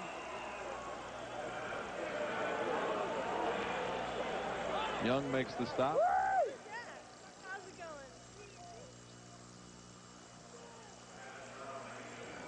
They've had this play run successfully. Willis just drags across underneath the linebackers. This is his 6th catch of the afternoon. And again, CU now will give up passes such as that. They don't want to give up the big play. Willis has had an excellent afternoon. Sure has. 2nd and 7 from the 38. Jimenez steps up. Here comes the rush. Gets it off, and it's over the head of Tony Carr.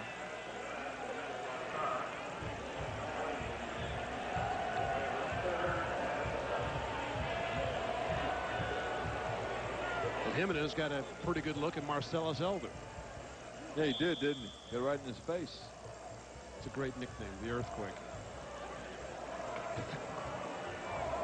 Mike Motley, 98, a junior linebacker from Houston, is in for the Buffs.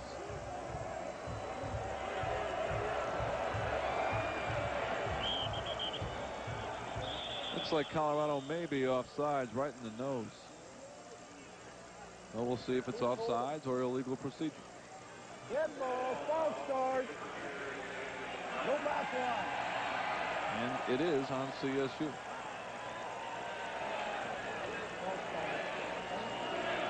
You see Adam Whitmer just move a little bit.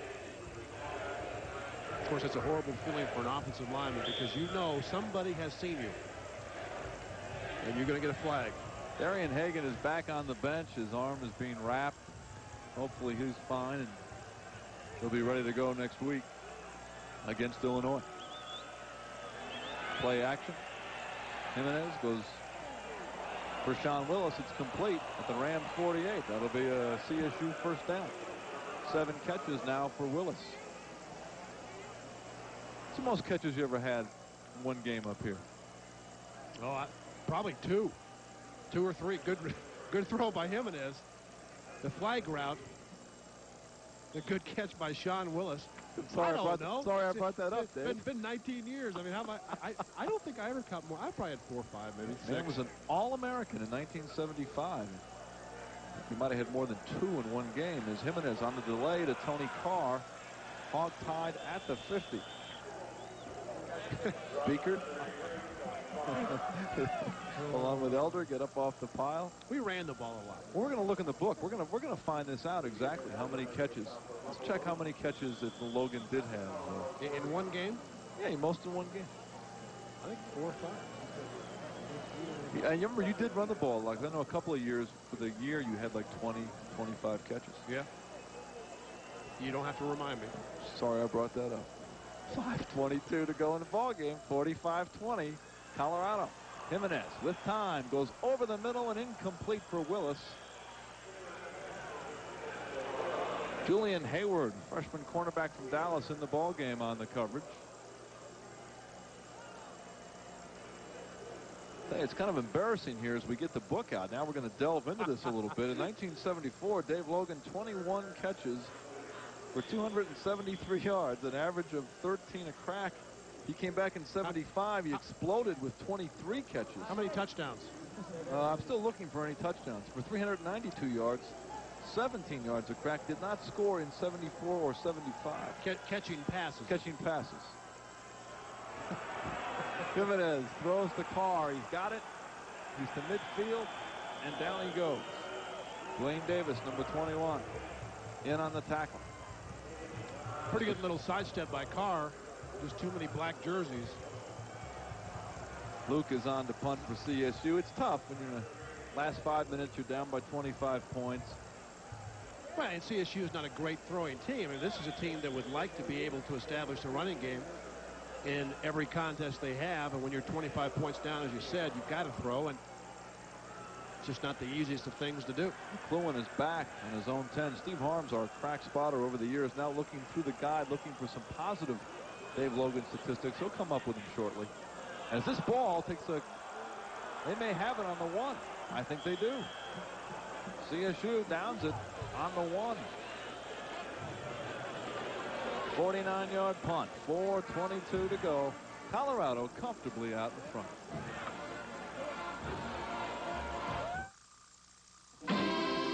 Not 3, not 2, but 1. One-coat Hammerite means you don't need a primer or an undercoat, and there's no unsightly rust. Sorry, Marvin. Just one generous coat stops rust on gates, garden furniture, swings, bikes, cars, oil rigs, and gives a tough hammered finish. Hammerite comes in 14, 14, 14! Thank you, Marvin. Attractive colors, plus white. Remember, no primer, no undercoat, no rust. That's one-coat Hammerite with glass guards. All right!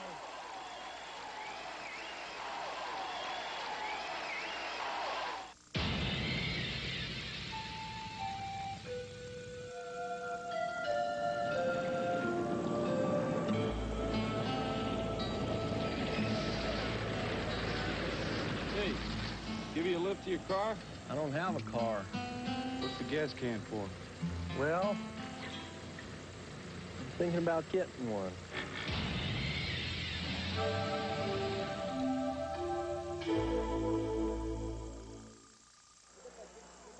There you see it, Colorado comfortably out in front, 45-20 with 4:22 left in the game.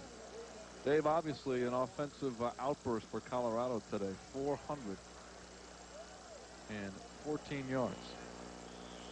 That is not a school record by any stretch of the imagination. But a good day nonetheless. Is that just on the ground? I think that may be. It's a school record for rushing yardage, but not for total yardage. Right. Michael Simmons, number 42, the junior from Kirkwood, Missouri, the ball carrier. Of course, Simmons was a starter way back when. Sat out for a year for disciplinary reasons. Trying to work his way back up that depth chart. He's a pretty good player to be your third-team fullback. That he is. Hey, we just want to mention that we're all kidding aside, Dave Logan, great career. 67 catches for 1,078 yards, an average of 16 a crack and 4 touchdowns. Brought 2 punts back for touchdowns. An All-American in 75. Charles Johnson from his end zone fires it complete to John Bowman, the tight end out of Vegas. Bowman, a sophomore, in for John Perrick.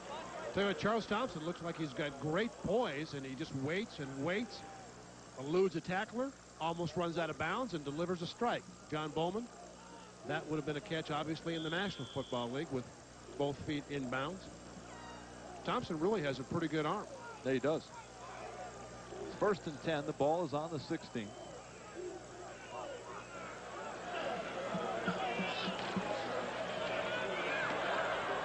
Handoff to Matt Bell up the middle across the 20 to the 23. Bell, a freshman redshirt, 5'8", 185 pounds.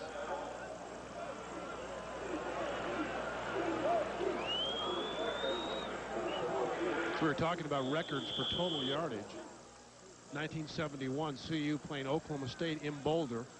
The Buffaloes had 512 yards at half. That's putting on a few yards. Well, that sure is. 676 for the game. What happened in the second half? What happened to the defensive coordinator of the Cowboys? Play goes across the 30 to the 32. That's Michael Simmons again. Of course, the Centennial Cup goes to the winner of this game. And as Dave pointed out, they won't play again until 92. That's too bad. This would be a yearly event. I'm sure it will be, as the series is now resumed when the schedules are cleared up. They make the schedule so far in advance. I think it's good for the state. It's good for people that live in Colorado to see CSU and CU. I'd like to get Air Force back involved.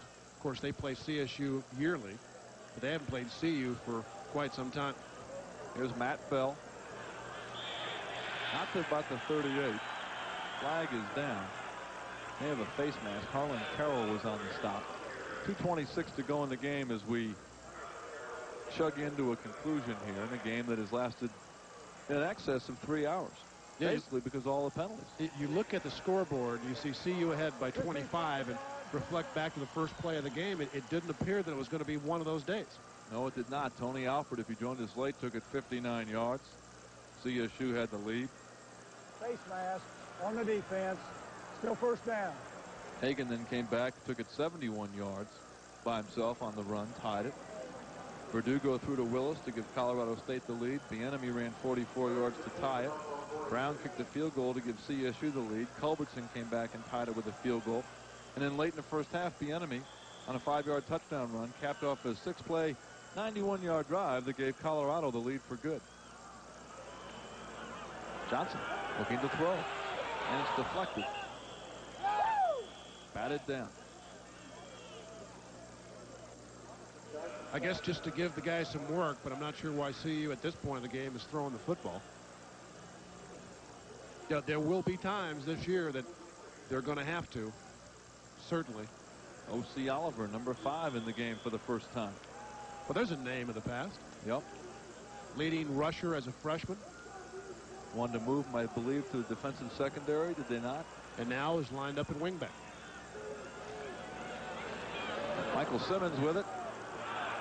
On second effort and third effort, he'll be close to a first down.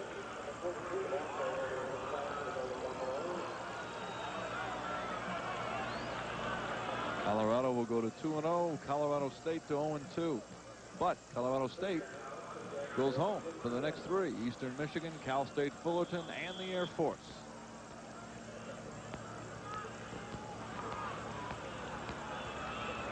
And they've got a lot to be proud of there with the way old Bruce has molded this team here early in the season. Matt Bell across the 45 to the 47.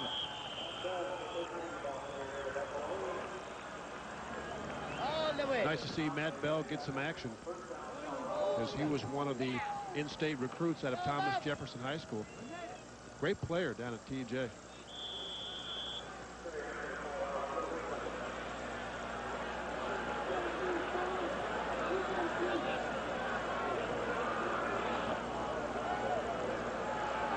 Well, looking in the book here, this is amazing. We'll get to this in just a minute about the number of draft choices played for CU when you were there, as Bell takes into CSU territory at the 48 with 1:10 to go.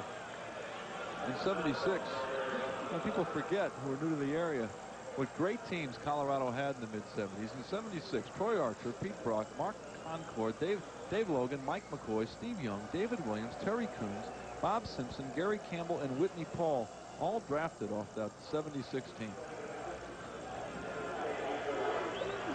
Pretty good team. This is Simmons. Breaks a couple of tackles. Still on his feet. Finally pulled down at the 37 by Harlan Carroll. See, this is a kid that is running as though this drive is going for the winning touchdown, because for Michael Simmons it is. He's been out of football for a year, and he's got to prove to Bill McCartney with both Eric Kissick and George Hemingway in front of him that he can still play. Now, this is determined running. This should be the final play of the ball game.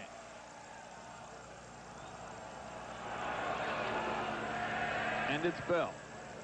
Down to the 34. I don't believe CU will run another play. So the Buffs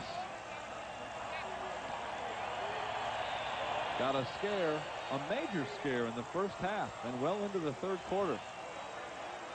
But they wore down a smaller team, but a very game, gutsy, and determined Colorado State team. Colorado wins it 45-20. We'll be back to Boulder in just a minute.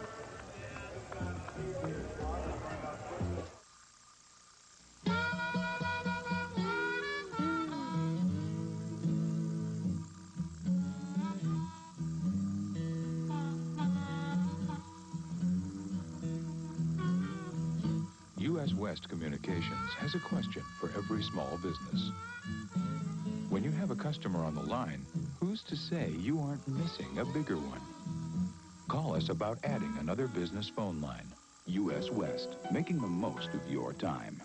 I'm Ty Nellaway with Nellaway Business Machines. NBM and MEDA, the #1 company in copy reliability, now introduce our new line of facsimiles. Now you can send and receive letters, graphics, and documents over the phone in seconds. MEDAs have speed dialing, automatic paper cutters and feeders, features that are designed for speed, performance, and above all, value. As MEDA faxes are the most economical way to communicate, call Nellaway Business Machines at 759-4777 for free demonstration. Bill McCartney with the fruits of victory, the Centennial Cup in his hands as the Buffs do it 45-20. A very impressive second half day for Colorado. Yeah, I thought they came out and did what they had to do. Bigger, stronger up front. They dominated the line of scrimmage. And, of course, give CSU credit for playing the way they did, especially in the first half, making a very close game of it. Both teams, I think, look for exciting things as the season progresses.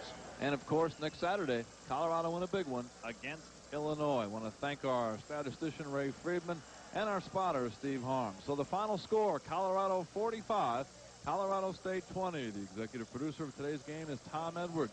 Produced by Terry Travato. Directed by Tom Richards. Chief engineer, Tom Piper. For Dave Logan, this is Ron Zappolo saying good afternoon